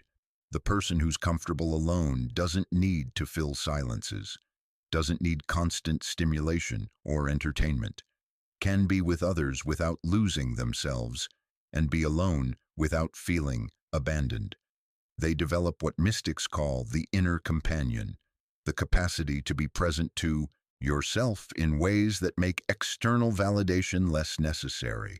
Not because you're self-sufficient in some isolated way, but because you've discovered an internal wholeness that doesn't require external confirmation. Jung documented his own experience of this during his confrontation with the unconscious. The isolation was extreme: professional exile, intellectual isolation, psychological descent that no one could follow him into. He was more alone than he'd ever been, and in that aloneness, he discovered Philemon, the inner figure who became his guide. Jung described conversations with Philemon as real as conversations with anyone external, except Philemon had access to wisdom Jung's ego couldn't reach on its own. Whether you interpret this as active imagination, personification of the self, or genuine encounter with autonomous psychic entities matters less than the recognition. In radical solitude, you discover you're not actually alone. There are depths within your own psyche that can companion you in ways external relationships cannot. This isn't psychosis or loneliness-induced delusion. It's something mystics and depth psychologists have recognized across centuries. Genuine solitude opens doorways to inner worlds that constant external connection keeps closed. The transformation shows up in subtle ways. You stop checking your phone compulsively, stop needing to immediately share experiences, can sit in a cafe alone without feeling self-conscious, take trips by yourself, make decisions without needing others' input. You also become far more selective about who you let into your life. Because you know what quality time alone feels like, you're less willing to trade it for mediocre connection. You'd rather be alone than with people who require you to perform, who can't meet you in depth, who drain rather than nourish. This looks like isolation to people who haven't made this journey, They see someone who doesn't seem to need people the way others do, and they worry. Are you depressed, isolated, withdrawn? But you know the difference. You're not withdrawn from life. You're engaged with it more deeply than before. You're not isolated, you're selective. You're not depressed. You're at peace with your own company. And that peace makes you capable of genuine intimacy for the first time. Because you're not trying to get anything from others. You're not using relationships to avoid yourself. You can show up as yourself and let others be themselves, without the desperate need for fusion that characterizes relationships built on mutual escape from self. Jung said, "Loneliness does not come from having no people around you, but from being unable to communicate the things that seem important to you." After pain teaches solitude, this truth becomes lived experience. You realize you were lonely in crowds, surrounded by people who couldn't actually see you. And you're not lonely alone because you've finally learned to see yourself. The greatest gift of forced solitude is this: the person you discover when no one else is watching becomes your most reliable companion. They're always there, always accessible. And once you've met them, you're never truly alone again. Not because you don't need people, you do. Humans are relational beings. But because your primary relationship is no longer external, it's internal, with yourself, with the depths within yourself, with the self that Jung described as far more than ego consciousness. This is spiritual maturity, not transcending the need for relationship, but relating from wholeness rather than from need. And it's a truth that only the forced isolation of deep suffering can teach. Before suffering shatters your worldview, you approach meaning as something to discover, as if meaning exists somewhere out there. In philosophy, spirituality, your life purpose, your relationships, waiting to be found and claimed. You search for it, read books about it, attend workshops, ask yourself what your purpose is, try to identify your calling, seek the thing that will make your life meaningful. This is the ego's approach to meaning, external acquisition. Find the right belief system, the right cause, the right identity, and meaning will arrive as a kind of spiritual delivery. Then something happens that obliterates whatever meaning structures you'd built. The death of someone whose existence gave your life meaning. The collapse of a belief system you'd organized your entire identity around. The realization that everything you thought mattered actually doesn't. You're left in what mystics call the void or the dark night, a space where nothing means anything. All the significance you'd attach to people, accomplishments, beliefs, purposes evaporates. You're staring into fundamental meaninglessness. This is existential crisis, and it's terrifying, because humans need meaning the way they need oxygen. Without it, even physical survival feels pointless. Viktor Frankl documented this in concentration camps. People who lost meaning died faster than those who maintained it, even under identical conditions. So the ego desperately scrambles to restore meaning, find new beliefs, new purpose, new framework that makes sense of the senselessness, anything to escape the void. But Jung observed something crucial. Premature meaning-making is a defense against transformation. If you immediately replace lost meaning with new meaning, you avoid the necessary descent into meaninglessness that genuine transformation requires. Real individuation demands you stay in the void, tolerate not knowing, sit with the possibility that maybe nothing inherently means anything, that meaning isn't discovered but created, that you're alone in a universe that offers no inherent purpose or significance. This is what existential philosophers from Kierkegaard to Camus explored, the fundamental absurdity of existence. We seek meaning in a universe that doesn't provide it. We demand purpose from a cosmos that's indifferent. Most people can't tolerate this recognition. They need to believe meaning is real, inherent, provided by God or universe or destiny. The alternative, that we're meaning-making machines in a world that doesn't inherently mean anything, is too destabilizing. But suffering severe enough forces this recognition. When your child dies, when your partner leaves, when your health collapses, when everything you built your life around disintegrates, you cannot avoid the question, what does any of this mean? Does anything mean anything? And if you sit with that question without immediately answering it, without rushing to spiritual platitudes or philosophical frameworks, you eventually discover something profound. Meaning isn't found, it's forged. You don't discover meaning in your suffering, you create meaning from your suffering by deciding what it will teach you, by choosing what you'll become because of it, by determining what you'll do with what happened to you. This is radically different from everything happens for a reason. That's still the ego seeking external meaning. The universe arranged this suffering for a purpose. What Jung and existential psychology point to is more empowering and more terrifying. The universe didn't arrange anything. Suffering happened. It's meaningless in itself.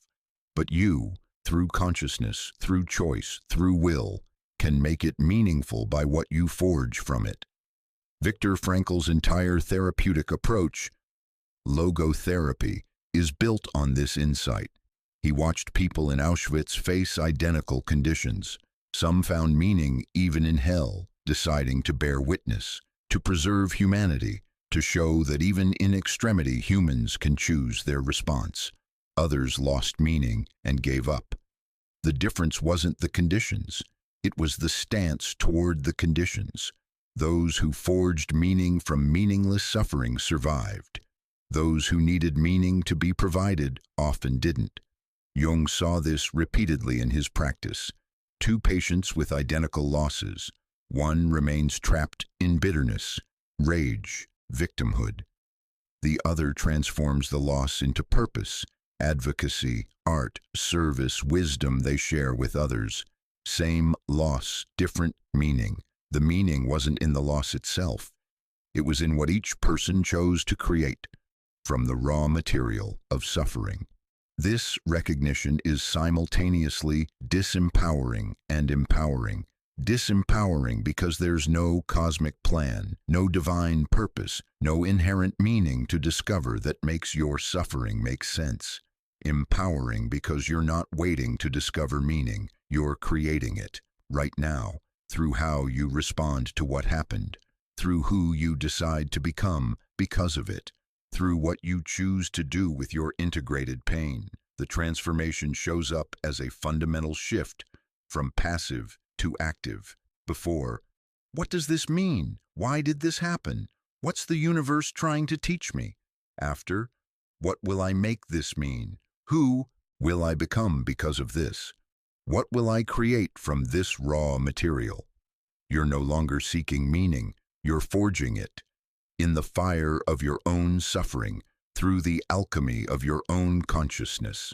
This is what Jung meant by the transcendent function, the psyche's capacity to create something new from the tension between opposites.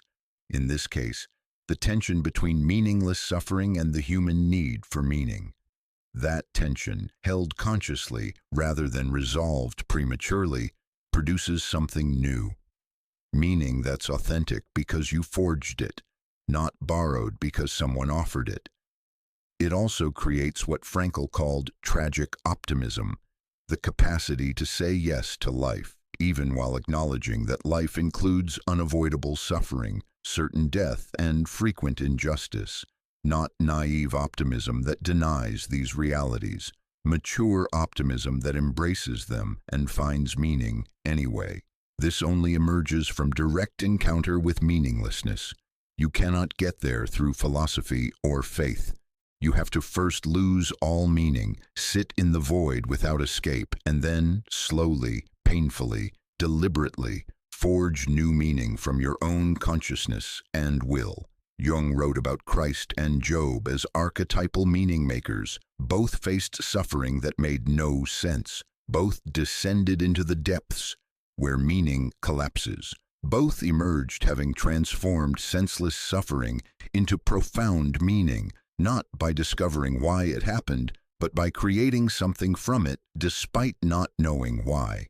This is the spiritual maturity pain can teach. You don't need to understand why suffering happened to make it meaningful. You don't need cosmic justification or divine explanation. You need only to decide, what will I forge from this fire? That question, answered through lived response rather than intellectual understanding, transforms you from victim of meaningless suffering into creator of forged meaning. And that difference is everything. Before betrayal or violation breaks you open, forgiveness exists as a moral concept, something you're supposed to do, a spiritual ideal, evidence of being evolved, mature, healed, forgive and forget. Holding on to anger is like drinking poison and expecting the other person to die. Forgiveness sets you free. All beautiful wisdom, all completely inaccessible until you've been hurt so profoundly that forgiveness feels impossible. Then it happens. The betrayal you never saw coming, the violation that shatters your trust, the cruelty that makes you question whether humans are capable of genuine goodness, the abandonment that confirms your deepest fears about being fundamentally unlovable. And suddenly forgiveness isn't a moral ideal. It's an impossible demand that feels like spiritual bypassing. They don't deserve forgiveness. What they did is unforgivable. Forgiving them would be condoning, excusing, letting them off the hook. The rage feels righteous, justified, necessary. You feed it with memories of what they did, imagined confrontations, fantasies of revenge. The anger gives you energy, gives you power, gives you something to feel, besides the devastating grief and fear underneath. This is where most spiritual teachings fail people. They prescribe forgiveness as if it's a decision you can make, a practice you can do, a perspective you can adopt. Choose to forgive. They were wounded too. Everyone's doing the best they can with what they know. All technically true. All utterly useless when you're in the acute phase of betrayal trauma. Jung took a different approach. He recognized that premature forgiveness is often a defense mechanism, a way to avoid feeling the full depth of your rage, hurt, and betrayal. It's spiritual bypassing disguised as enlightenment. Real forgiveness, Jung understood, is not something you do. It's something that happens to you, but only after you've descended fully into the unforgiven. You have to let yourself hate them completely, without guilt or spiritual justification. You have to feel the full weight of what they did and what it cost you. You have to acknowledge the devastation without immediately trying to make it okay through understanding or compassion. This descent into unforgiveness is necessary. It honors the magnitude of the wound. It validates that what happened mattered, that you matter, that violations have consequences. Most people are terrified of this. They think if they let themselves fully hate, they'll become consumed by it. They'll become bitter, vengeful, incapable of moving forward. So they try to forgive quickly before they've actually felt what needs to be felt. And that premature forgiveness doesn't heal anything. It just pushes the rage underground where it converts into symptoms. Chronic anxiety, depression, passive aggression, repeated patterns of attracting or tolerating violation. But if you allow the descent, if you give yourself permission to be absolutely unforgiving for as long as it takes, something eventually shifts. Not because you decide to forgive, but because carrying the rage becomes heavier than letting it go. Because you realize that holding on to anger is indeed like drinking poison, but that realization only comes after you've drunk enough poison to recognize its taste. The shift happens when you recognize forgiveness is not for them, it's for you, not as spiritual platitude, but as lived truth. You forgive not because they deserve it, but because you deserve peace. You forgive not because what they did was okay, but because defining yourself by what they did keeps you trapped in the past. Forgiveness, in this mature understanding, has nothing to do with absolution or reconciliation. You can forgive someone and never speak to them again. You can forgive and still hold them accountable. You can forgive and still testify against them in court. Forgiveness means, I release you from living rent-free in my head. I stop giving you power over my present by replaying the past. I refuse to let what you did determine who I become. This is radically different from the spiritual bypassing version that demands you understand their perspective, or see them with compassion, or recognize they're wounded too. You might eventually get there. But Jung recognized that genuine compassion for someone who harmed you can only emerge after you've fully honored your own pain. Trying to skip straight to compassion is often a way of avoiding your own rage and grief. The timeline for this process varies dramatically. For some wounds, months. For others, years. For a few, decades. There's no should about it. The psyche integrates at its own pace, and forcing the process creates false forgiveness that doesn't actually free you. Jung worked with patients who were decades into processing betrayals from childhood, not because they were stuck or unhealthy, but because the wounds were genuinely that deep.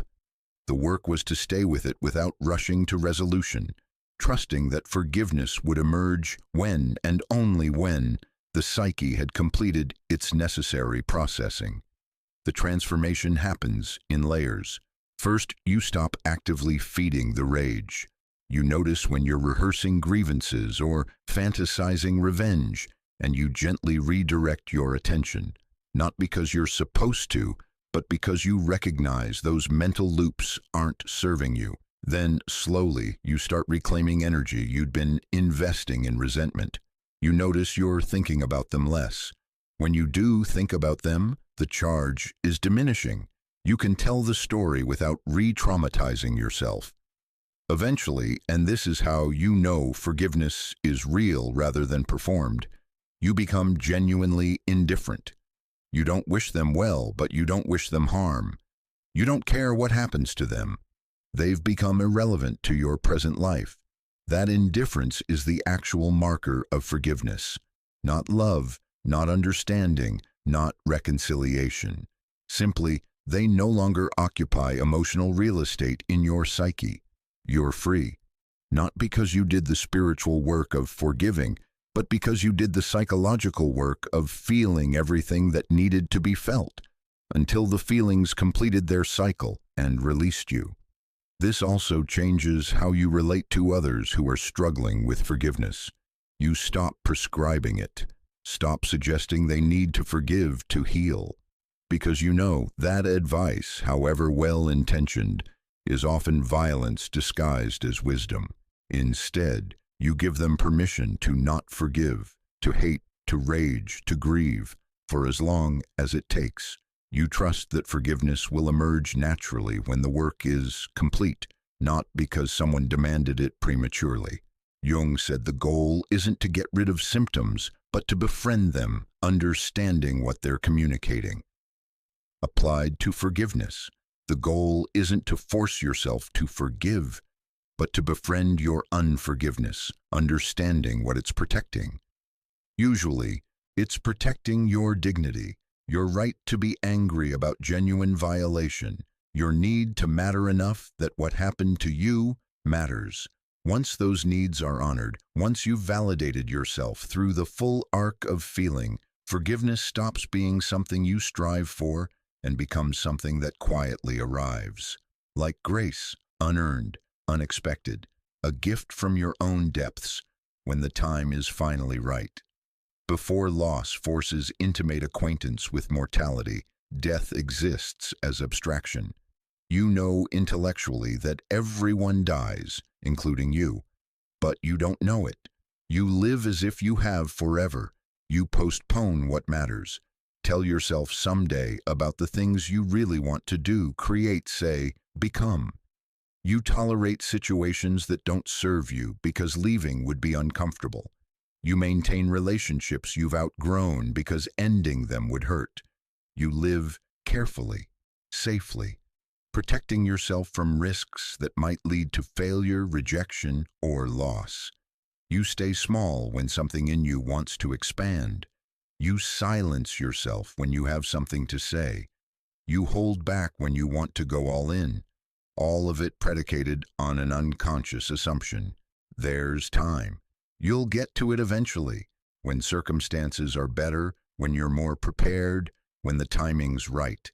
Then someone you love dies, suddenly, before you said everything you meant to say, before they did everything they meant to do, before you were ready to lose them, and death becomes visceral, not abstract, not distant, not something that happens to other people or far in the future, real, immediate, possible at any moment, for anyone, including you.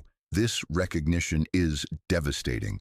The ego experiences it as existential crisis. If death can happen at any time, what's the point of anything? Why build, create, love, plan, when it can all disappear tomorrow? The ego wants to return to the comfort of death as abstraction. It wants to go back to living as if there's infinite time. But pain has destroyed that option. You can't unknow what you now know. This is where two paths diverge. One leads to existential paralysis. If everything's meaningless because we all die anyway, why bother? The other leads to what Jung called living in full. The second path emerges when you stay with the terror long enough for it to transform into something unexpected. Fierce aliveness. When you viscerally know you could die at any moment, everything sharpens. Colors become more vivid. Ordinary moments reveal themselves as precious. The face of someone you love becomes almost unbearably beautiful because you know someday they won't be here. You stop taking anything for granted. The coffee you drink in the morning, the sun on your skin, the sound of laughter, the taste of good food. All of it might be the last time, which makes every time sacred. This isn't morbid, it's present. It's what Buddhists point to with memento mori practices. Remember death, not to become depressed, but to become awake. Jung noticed that his patients who'd truly confronted mortality lived differently than those who hadn't. They were more engaged, more passionate, more willing to risk, more authentic. Not reckless, but uninhibited in ways that defended people never achieve. Because they knew something. The real tragedy isn't dying, it's dying without having lived. This recognition changes everything about how you make decisions. Before death became real, you might have asked, what's safe? What's practical? What will people think? What if it doesn't work out? After, you ask, on my deathbed, what will I regret not doing? What will I wish I'd risked? Who will I wish I'd told I loved them? What will I wish I'd created? And those questions produce radically different choices. You quit the job that's killing your soul, not recklessly, but decisively, because wasting years in soul death is a greater risk than the uncertainty of following what's actually alive in you. You end relationships that have become hollow, not cruelly, but honestly, because pretending connection you don't feel is a betrayal of the limited time you have. You start creating whatever wants to be born through you. Not perfectly, but genuinely, because leaving your gifts unexpressed is the real waste, not trying and failing. You tell people what they mean to you, not waiting for the perfect moment, but recognizing that every moment might be the last one. Vulnerability becomes less frightening than the possibility of permanent silence. This is what Jung meant about the second half of life requiring preparation for death. Not in the sense of becoming morbid or withdrawn, but in the sense of living so fully, so authentically, so completely, that when death comes, you're not devastated by unlived life. Research on hospice regrets validates this. Bronnie Ware, who spent years with dying patients, documented the most common regrets. Not, I wish I'd worked less in the abstract sense. Specifically, I wish I'd had the courage to live a life true to myself. not the life others expected of me. I wish I'd let myself be happier. Translation: I spent too much time maintaining defenses that kept me safe, but also kept me from fully experiencing life. I wish I'd stayed in touch with friends. Translation: I prioritized comfort over connection, and now it's too late. The dying don't regret the risks they took. They regret the risks they didn't take. They don't regret failures. They regret not trying. They don't regret heartbreak. They regret never opening their hearts. Jung recognized this pattern and insisted that wisdom for living comes from confronting death. Not death as abstraction, but death as imminent possibility. His own near-death experience in 1944, heart attack at 69, profoundly changed him. He wrote about experiencing visions of Earth from space, encountering archetypal presences, feeling certain he was dying. When he survived, he returned different, more surrendered, less defended, more willing to write what he actually thought rather than what was professionally acceptable. He'd touched death, and it made him more alive. This is the paradox. Accepting death makes you ferociously alive. Denying death makes you half dead while still breathing. The transformation shows up in daily life in specific ways. You stop waiting for permission, stop seeking approval, stop performing for people whose opinions won't matter on your deathbed. Stop accumulating what you can't take with you. Stop protecting yourself from experiences that might hurt, but might also finally make you feel something real. You also develop what existential philosophers call being toward death, orienting your life not around comfort, security, or social approval, but around the question, what deserves my limited time? Not what should you do? What deserves your presence? What's worth the precious, finite resource of your remaining days? Most things aren't. Most of what fills modern life, the scrolling, the consuming, the busyness, the drama, the performance, doesn't survive that question. When measured against mortality, most of how we spend our lives is revealed as distraction from actually living. But some things survive the mortality test. Love survives, authentic creation survives, genuine connection survives. Being fully present to this moment, whatever it contains, survives. Becoming who you actually are rather than who you're supposed to be survives. And recognizing what survives the mortality test lets you ruthlessly eliminate what doesn't. Not ascetically, but discerningly. You have X number of days left. You don't know X. Could be decades, could be days. How do you want to spend them? This isn't a thought experiment anymore. It's the only question that actually matters. And you can only take it seriously after loss has made death real rather than abstract. Jung observed that people who've lost someone suddenly, with things unsaid, dreams unshared, love unexpressed, often transform that pain into fierce commitment to not make the same mistake with anyone remaining. They become people who say, "I love you" easily, who express appreciation without waiting for perfect moments, who prioritize presence over productivity, who risk vulnerability because the alternative, safety purchased through emotional distance, now feels like the greater danger. This is grief's gift, not that it takes away the pain of loss, but that it teaches you to live as if everyone you love might disappear tomorrow, because they might. And living that way, fully present, fiercely loving, boldly authentic, courageously creative, is the only response to mortality that honors both the dead and your own remaining time. Jung wrote, "The goal of life is not to make death our enemy, but to learn to die properly." He didn't mean physically, he meant psychologically, learning to die to who you were so you can become who you're meant to be, and learning to live so fully that physical death, when it comes, finds you complete rather than interrupted. That completeness only emerges from direct confrontation with mortality, from recognizing that death is not the enemy, unlived life is the enemy. And every day you're not living fully is a day you can never recover. Time is the only non-renewable resource, and once lost teaches you that, viscerally, you stop wasting it. Before catastrophic crisis, you interpret psychological stability as success and breakdown as failure. The goal is to keep it together, maintain composure, function effectively, not fall apart.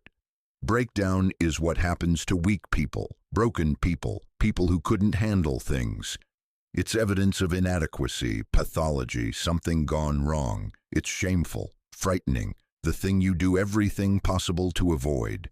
Then your life collapses so completely that keeping it together becomes impossible. The grief is too heavy, the terror too overwhelming, the disorientation too complete.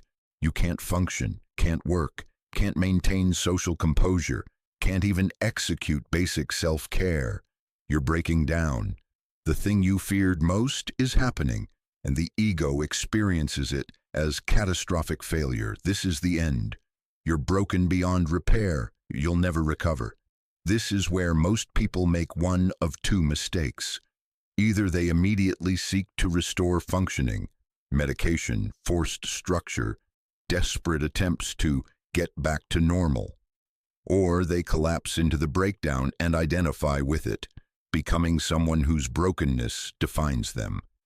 Jung took a third position, one that seemed insane to conventional psychiatry. Sometimes breakdown is exactly what needs to happen, not always. Jung wasn't romanticizing mental illness or suggesting suffering should never be alleviated. He distinguished between pathological breakdown, where the psyche is truly fragmenting, and transformative crisis, where the psyche is destroying what needs to die so something new can be born. The second type, what Jung experienced himself in his confrontation with the unconscious, isn't illness, it's initiation. The ego experiences it as breakdown because the ego is what's breaking, but from the self's perspective, this destruction is necessary and intentional. The false identity must shatter. The defensive structures must collapse. The carefully constructed persona must fall apart. Because transformation cannot happen to the defended ego, only to the broken open psyche. This is why Jung said, there is no coming to consciousness without pain.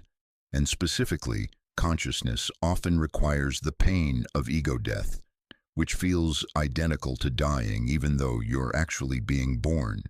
In traditional cultures, initiatory rites deliberately induce this breakdown.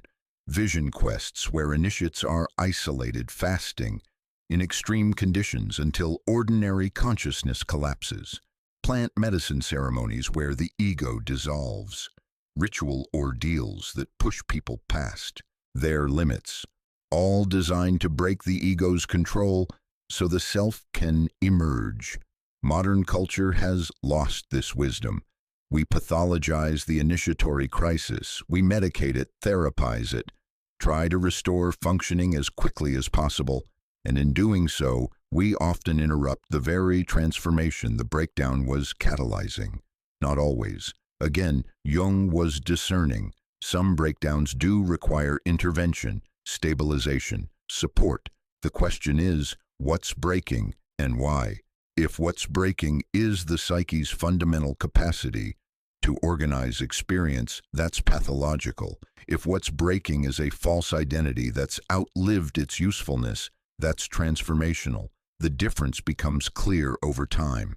Pathological breakdown spirals, gets progressively worse, fragments further, loses capacity for insight.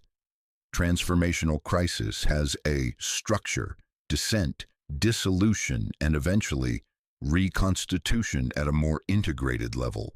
Jung's own breakdown followed the transformational pattern, terrifying descent into visions and voices that might have been psychosis, years of barely maintaining external functioning while internally everything was chaos.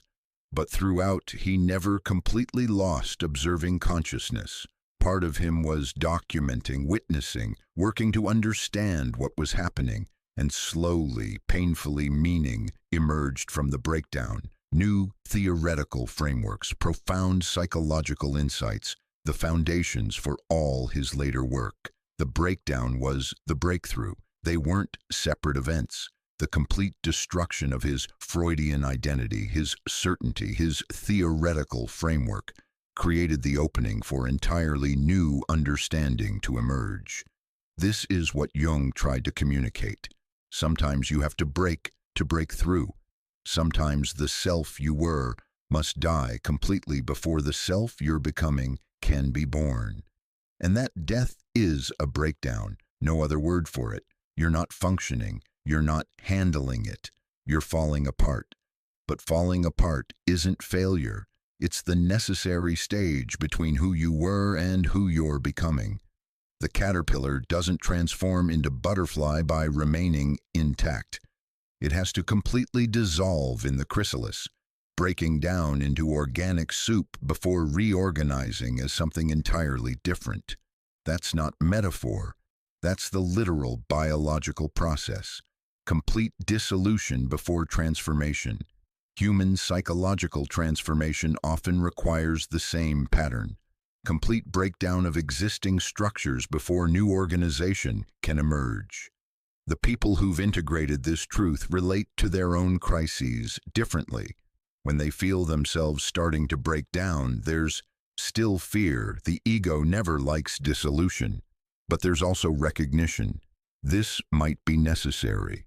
This might be the breakdown that needs to happen for the breakthrough I can't yet see. That recognition doesn't make it easier, but it changes the relationship to it.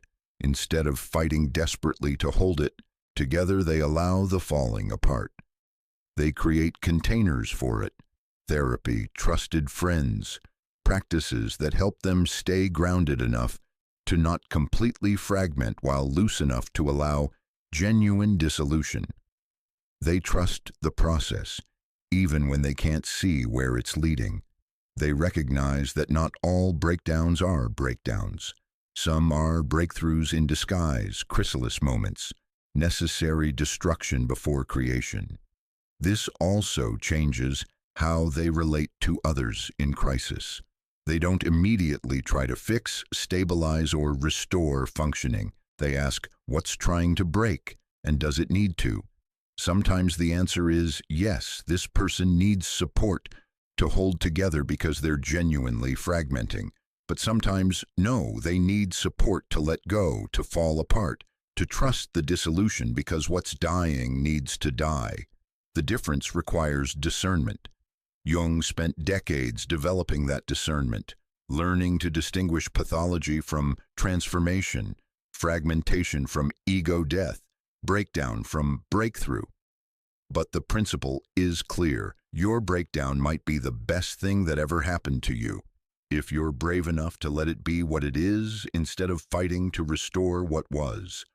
Before devastating suffering tests your limits, you hold specific beliefs about strength.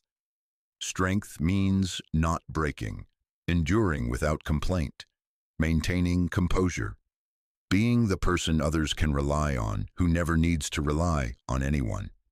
Strength is invulnerability, the capacity to withstand anything without being visibly affected, the armor that keeps you safe from being hurt, exploited, or overwhelmed. Then life delivers pain so intense it shatters every defense. And you discover you can't withstand it. You break, completely, publicly, humiliatingly. You fall apart in ways you never imagined possible. You beg, you plead, you become desperate, irrational, unrecognizable to yourself. You depend on others in ways that feel like complete loss of autonomy and dignity. The ego experiences this as ultimate weakness, proof that you're not as strong as you believed. Evidence of fundamental inadequacy. But here's what you discover in the aftermath, what you could never have known before the breaking. You survived. The thing you were certain would kill you didn't. The pain you thought would destroy you broke you but didn't break you beyond repair. The devastation you believed you couldn't endure, you endured. And that survival reveals a truth about strength that the ego couldn't access. Real strength isn't the capacity to not break. It's the capacity to break and continue. This is entirely different from the ego's definition. The ego thinks strength means invulnerability. The self knows strength means resilience, the capacity to be profoundly vulnerable and keep going anyway. You discover you're stronger than you knew, not because you withstood everything without breaking, but because you broke completely and then got up, and then broke again, and got up again, and again. The getting up, the continuing, the returning to life after being shattered. That's the strength, not the not shattering. But simultaneously, you discover you're more fragile than you ever imagined. The things that can hurt you, the ways you can be wounded, the depth of your vulnerability, all far greater than you thought. You can be devastated by things you once would have dismissed. A memory can drop you to your knees. A song can make you cry in public. An ordinary moment can suddenly feel unbearably beautiful or unbearably painful. You've become permeable, tender, raw. The armor that protected you is gone, and you can't rebuild it even if you wanted to. You're exposed to life in ways that feel dangerous. This is the paradox Jung identified. Genuine strength and genuine vulnerability are not opposites. They're the same quality. The person who's been broken knows they can break. They've lost the illusion of invulnerability. They know in their bones how fragile they are, how easily devastated, how dependent on factors beyond their control. And precisely because they know this, because they've been to the edge and survived, they're no longer afraid of breaking, or rather, they're afraid, but they do it anyway.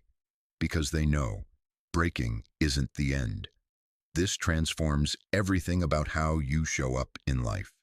You're simultaneously more cautious and more courageous.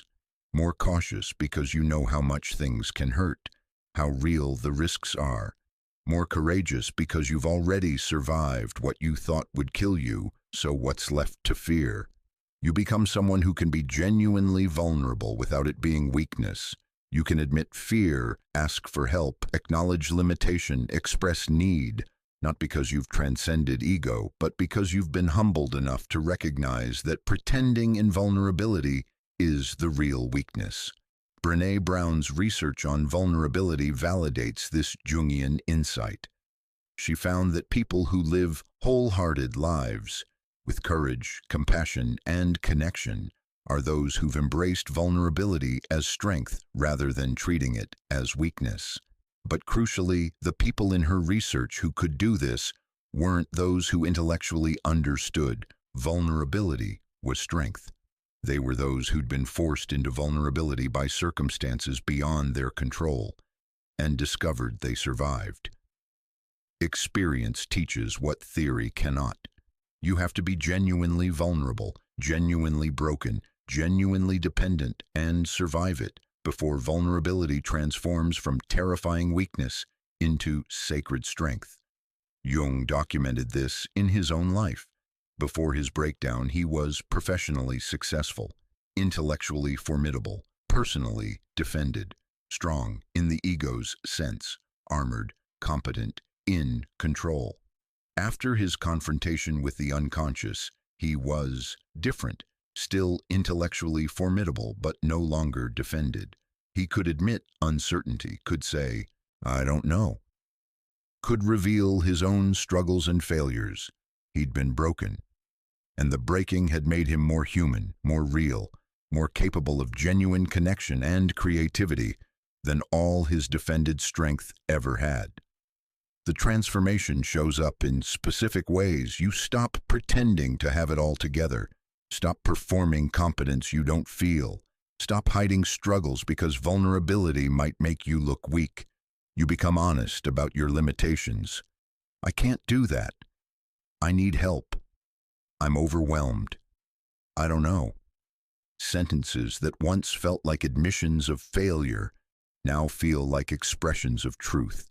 You also stop judging others for their fragility because you know everyone's fragile. Everyone's one catastrophe away from breaking.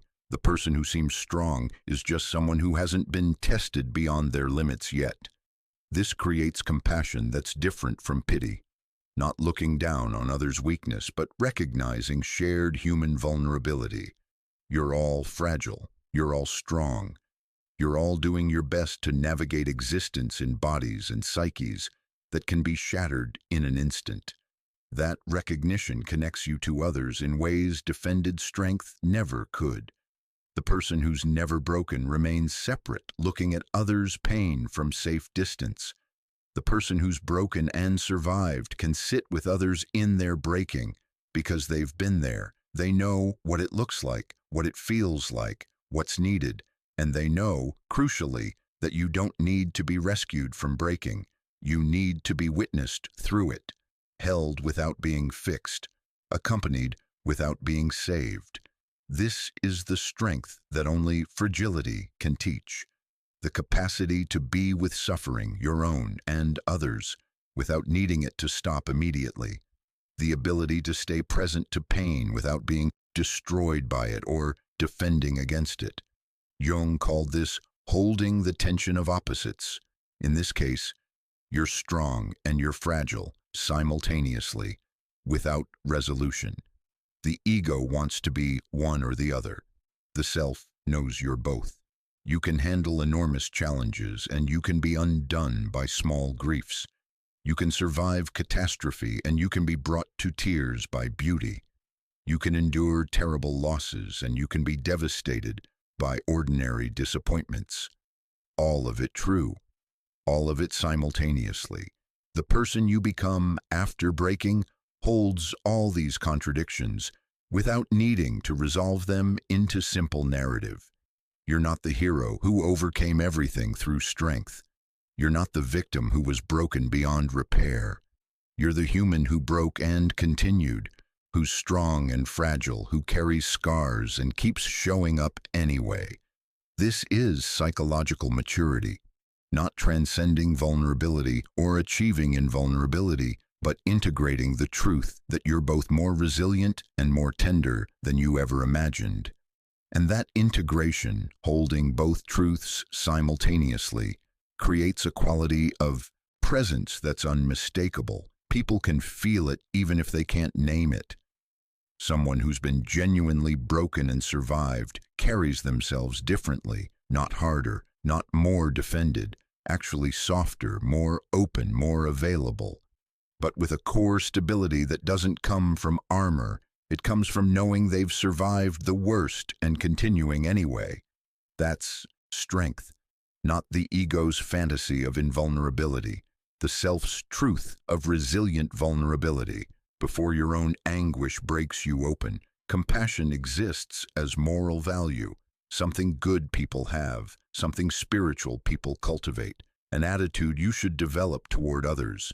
You learn about compassion, practice loving-kindness meditation, study teachings about treating all beings with kindness, work to be more understanding, less judgmental, more generous in your interpretations of others' behavior, all admirable, all worthwhile, all completely insufficient for genuine compassion.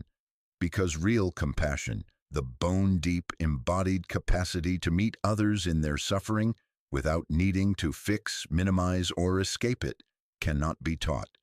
It can only be earned through direct encounter with your own devastation. This is Jung's observation that we can only meet others as deeply as we've met ourselves. If you haven't descended into your own hell, you cannot accompany others into theirs. You'll try with good intentions and spiritual practices, but you'll inevitably do one of three things. Try to fix them, try to minimize their pain, or become so uncomfortable you leave. All three responses come from the same place. You haven't been there yourself. Their pain activates your own unintegrated suffering, and you need it to stop. Not for their sake, but for yours. Then your turn comes. The loss that destroys you, the betrayal that shatters you, the failure that humiliates you, the illness that reduces you, the grief that makes you unrecognizable to yourself. and you discover what real suffering is. Not the conceptual suffering you felt compassion for, not the distant suffering you donated to or worried about, but direct, personal, unbearable suffering that you cannot escape, cannot fix, cannot make sense of. You try everything: therapy, medication, spiritual practice, friends, support, books, wisdom. Some things help marginally, most things don't. And slowly you realize there's no escape. You have to go through this. You have to feel it fully. You have to endure what you cannot endure. This is the initiation, and it changes you in ways that no spiritual practice ever could. When you emerge, and you do emerge, though you're never the same, you've joined an invisible fellowship, the fellowship of those who've been genuinely broken. You recognize each other immediately. In a crowded room, in a casual conversation, something in the eyes, in the presence, in the quality of attention, this person has been where you've been. They know something that cannot be taught, and when you encounter others in their suffering, everything's different. You don't try to fix them. They can't be fixed, only transformed, and transformation takes as long as it takes. You don't minimize their pain. Their suffering is real, valid, significant, regardless of whether someone else has it worse. You don't become uncomfortable and leave. The greatest gift is presence, not solutions.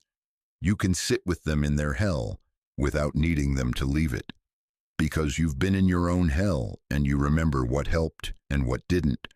What helped wasn't people trying to pull you out prematurely. It was people willing to sit with you in it, bearing witness, holding space, trusting that you'd find your way through when the time was right. This is genuine compassion, and Jung insisted it's fundamentally different from pity or sympathy. Pity is looking down at someone's suffering from a safe distance. I'm sorry you're going through that. I'm glad it's not happening to me. Sympathy is feeling bad about someone's suffering. Your pain makes me uncomfortable. I wish I could make it stop. Compassion is sitting in the mud with someone who's stuck, not pulling them out, not pitching a tent and making their stuckness permanent, but being with them in the stuckness until they're ready to move. The difference is profound. Pity maintains distance. Sympathy engages emotionally, but from a place of, this shouldn't be happening. Compassion meets suffering exactly where it is, with full acceptance that this is happening, with no agenda about how quickly it should resolve. You can only develop this through your own suffering, because only through your own suffering do you learn the truth that suffering is not a problem to be solved, but an experience to be lived through. That pain isn't evidence of doing something wrong, but evidence of being human. That the goal isn't to eliminate suffering, but to not suffer uselessly, to let suffering transform rather than just torment. These truths cannot be intellectually understood. They have to be lived, and once you've lived them, you carry them in your body. They inform how you show up with others who are suffering. Jung noticed this repeatedly in his practice. The patients who made the best progress weren't those who'd been most sheltered from pain. They were those who'd suffered, integrated it, and developed genuine compassion for themselves, which naturally extended to others.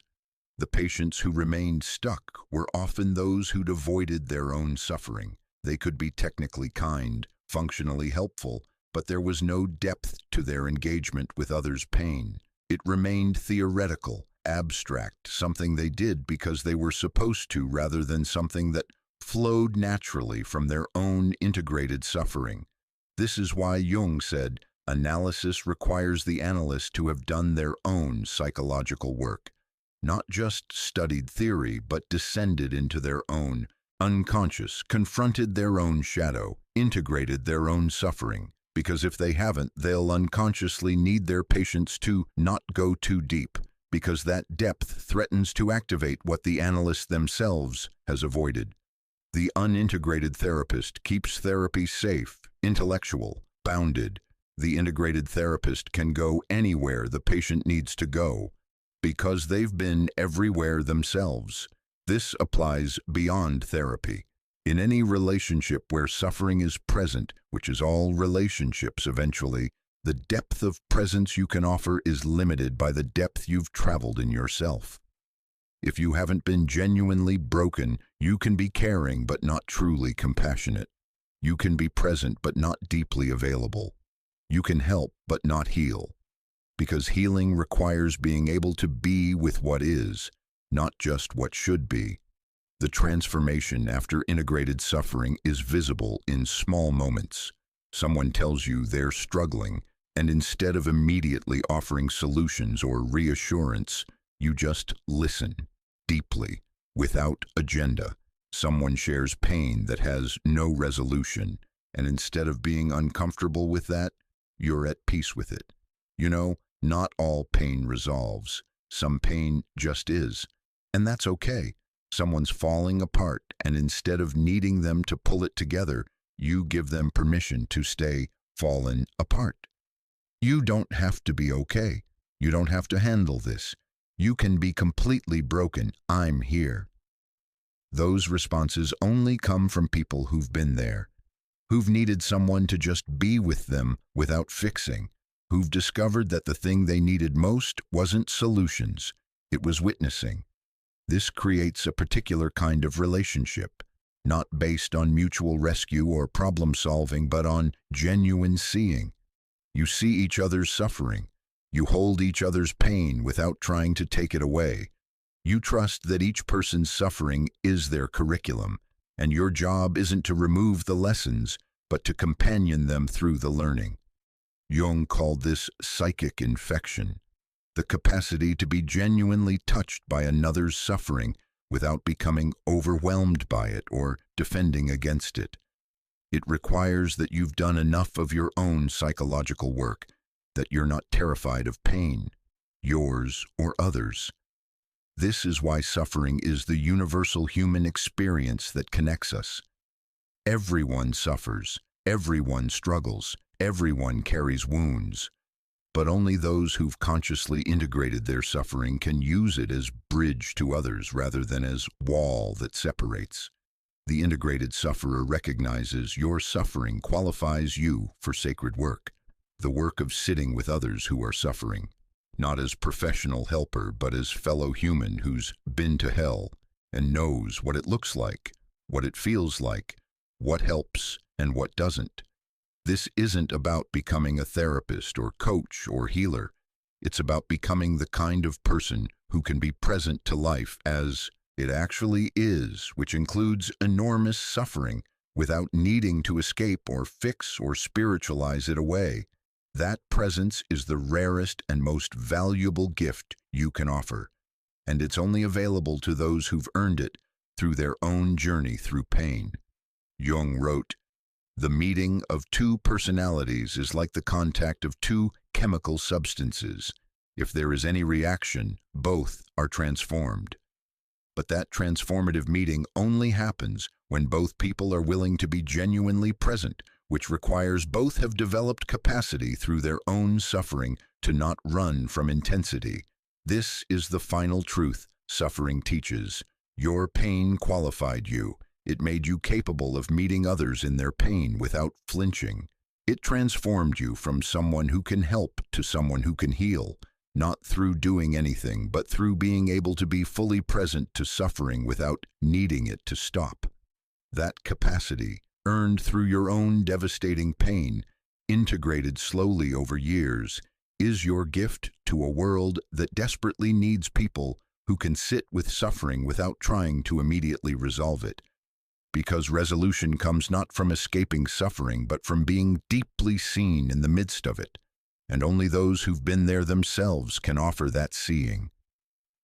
These are the 13 spiritual truths that only deep emotional pain reveals. They cannot be taught, only earned, cannot be understood intellectually, only known through direct experience, cannot be accessed through comfort, only through the devastating breaking that pain catalyzes. You may recognize some you've already learned. You may be in the midst of lessons that haven't yet resolved into wisdom. You may be anticipating future pain, wondering what it will teach. All of it is the curriculum Jung documented, the path of individuation that requires suffering as essential ingredient, not optional obstacle. Which truth is speaking to you right now? Which one are you currently being initiated into? Comment below, because naming where you are in the journey is part of the work itself. Now you understand what pain can teach when you surrender to it. But what happens when you refuse? What are the actual costs of systematically avoiding the suffering that would transform you? Jung documented 5 escalating consequences, not as moral judgment, but as psychological observation. These aren't punishments. They're natural results of refusing transformation when transformation is what your psyche is demanding. Let's examine each danger from least to most catastrophic. The first cost of avoiding necessary pain is subtle but devastating. You remain psychologically shallow regardless of your age, accomplishments, or spiritual practices. You can be 70 years old and still psychologically adolescent. You can have advanced degrees, professional success, spiritual vocabulary, extensive self-help knowledge, and never have actually met yourself. Because meeting yourself, your actual depths, not your preferred self-image, requires being broken open. The defended ego cannot access the unconscious. The persona cannot meet the shadow. The false self cannot encounter the true self. Only pain breaks you open enough for genuine self-encounter. Only devastation strips away the defenses that keep you on surfaces. People who avoid this remain fundamentally superficial. They discuss deep topics but don't embody depth. They accumulate experiences but never transform. They can describe psychological concepts but haven't actually lived them. Jung called this the unlived life, existing for decades without ever genuinely living, going through motions, performing roles, accumulating years without accumulating depth. You see it everywhere. The person who's traveled the world but remains parochial in their thinking. The spiritual practitioner who can quote texts but hasn't integrated a single teaching. The therapist who studied psychology for years but avoided their own psychological work. They're all staying on surfaces, avoiding the descent that would give them access to genuine depth. And because they're avoiding it, they remain, regardless of external sophistication, fundamentally shallow. This shows up in relationships as inability to truly connect. They can be charming, socially skilled, even emotionally supportive in superficial ways. But genuine intimacy, being seen and seeing others without defense, remains impossible. Because intimacy requires depth, and depth requires having descended into yourself far enough that you've met what's actually there, not just what you want to be there. It shows up in work as chronic dissatisfaction despite external success. They've achieved what they thought they wanted, but it feels empty.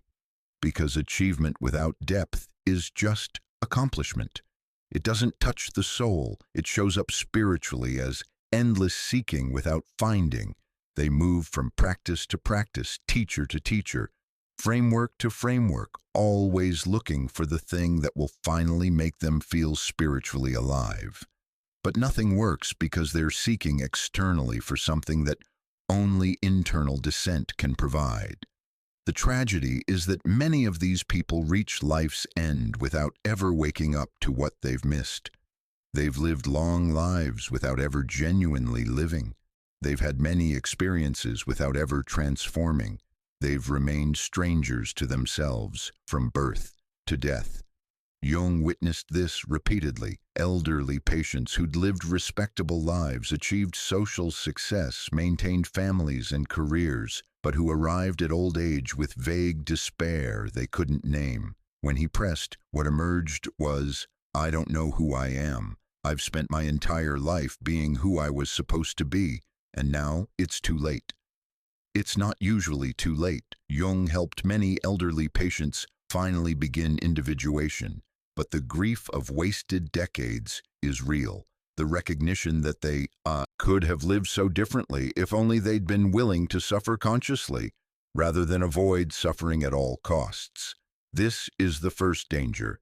You can spend an entire lifetime never meeting your own depths because you successfully avoided every experience that would have forced that meeting. You remain safe, comfortable, defended, superficial, and you die never knowing what you could have been if you'd been brave enough to break. The second cost of avoiding necessary suffering is that the pain doesn't disappear. It converts into chronic symptoms that plague you for years or decades. Jung's observation that neurosis is always a substitute for legitimate suffering isn't metaphor. It's precise description of psychological mechanism. When you refuse acute suffering, the grief that would break you open, the rage that would transform you, the fear that would force you to confront what you've avoided, your psyche doesn't just accept that refusal and move on. The energy of that unfelt feeling has to go somewhere, and where it goes is into symptoms, anxiety disorders, depression, chronic pain without medical explanation, digestive issues, insomnia, addictions, obsessions, compulsions, relationship drama that keeps repeating. All of it, every symptom, is refused suffering expressing itself indirectly. The bitter irony is that people spend enormous energy, time, and money trying to eliminate these symptoms while refusing to feel the feelings that are creating them. They medicate the anxiety but won't feel the terror underneath. They treat the depression but won't descend into the grief it's protecting them from.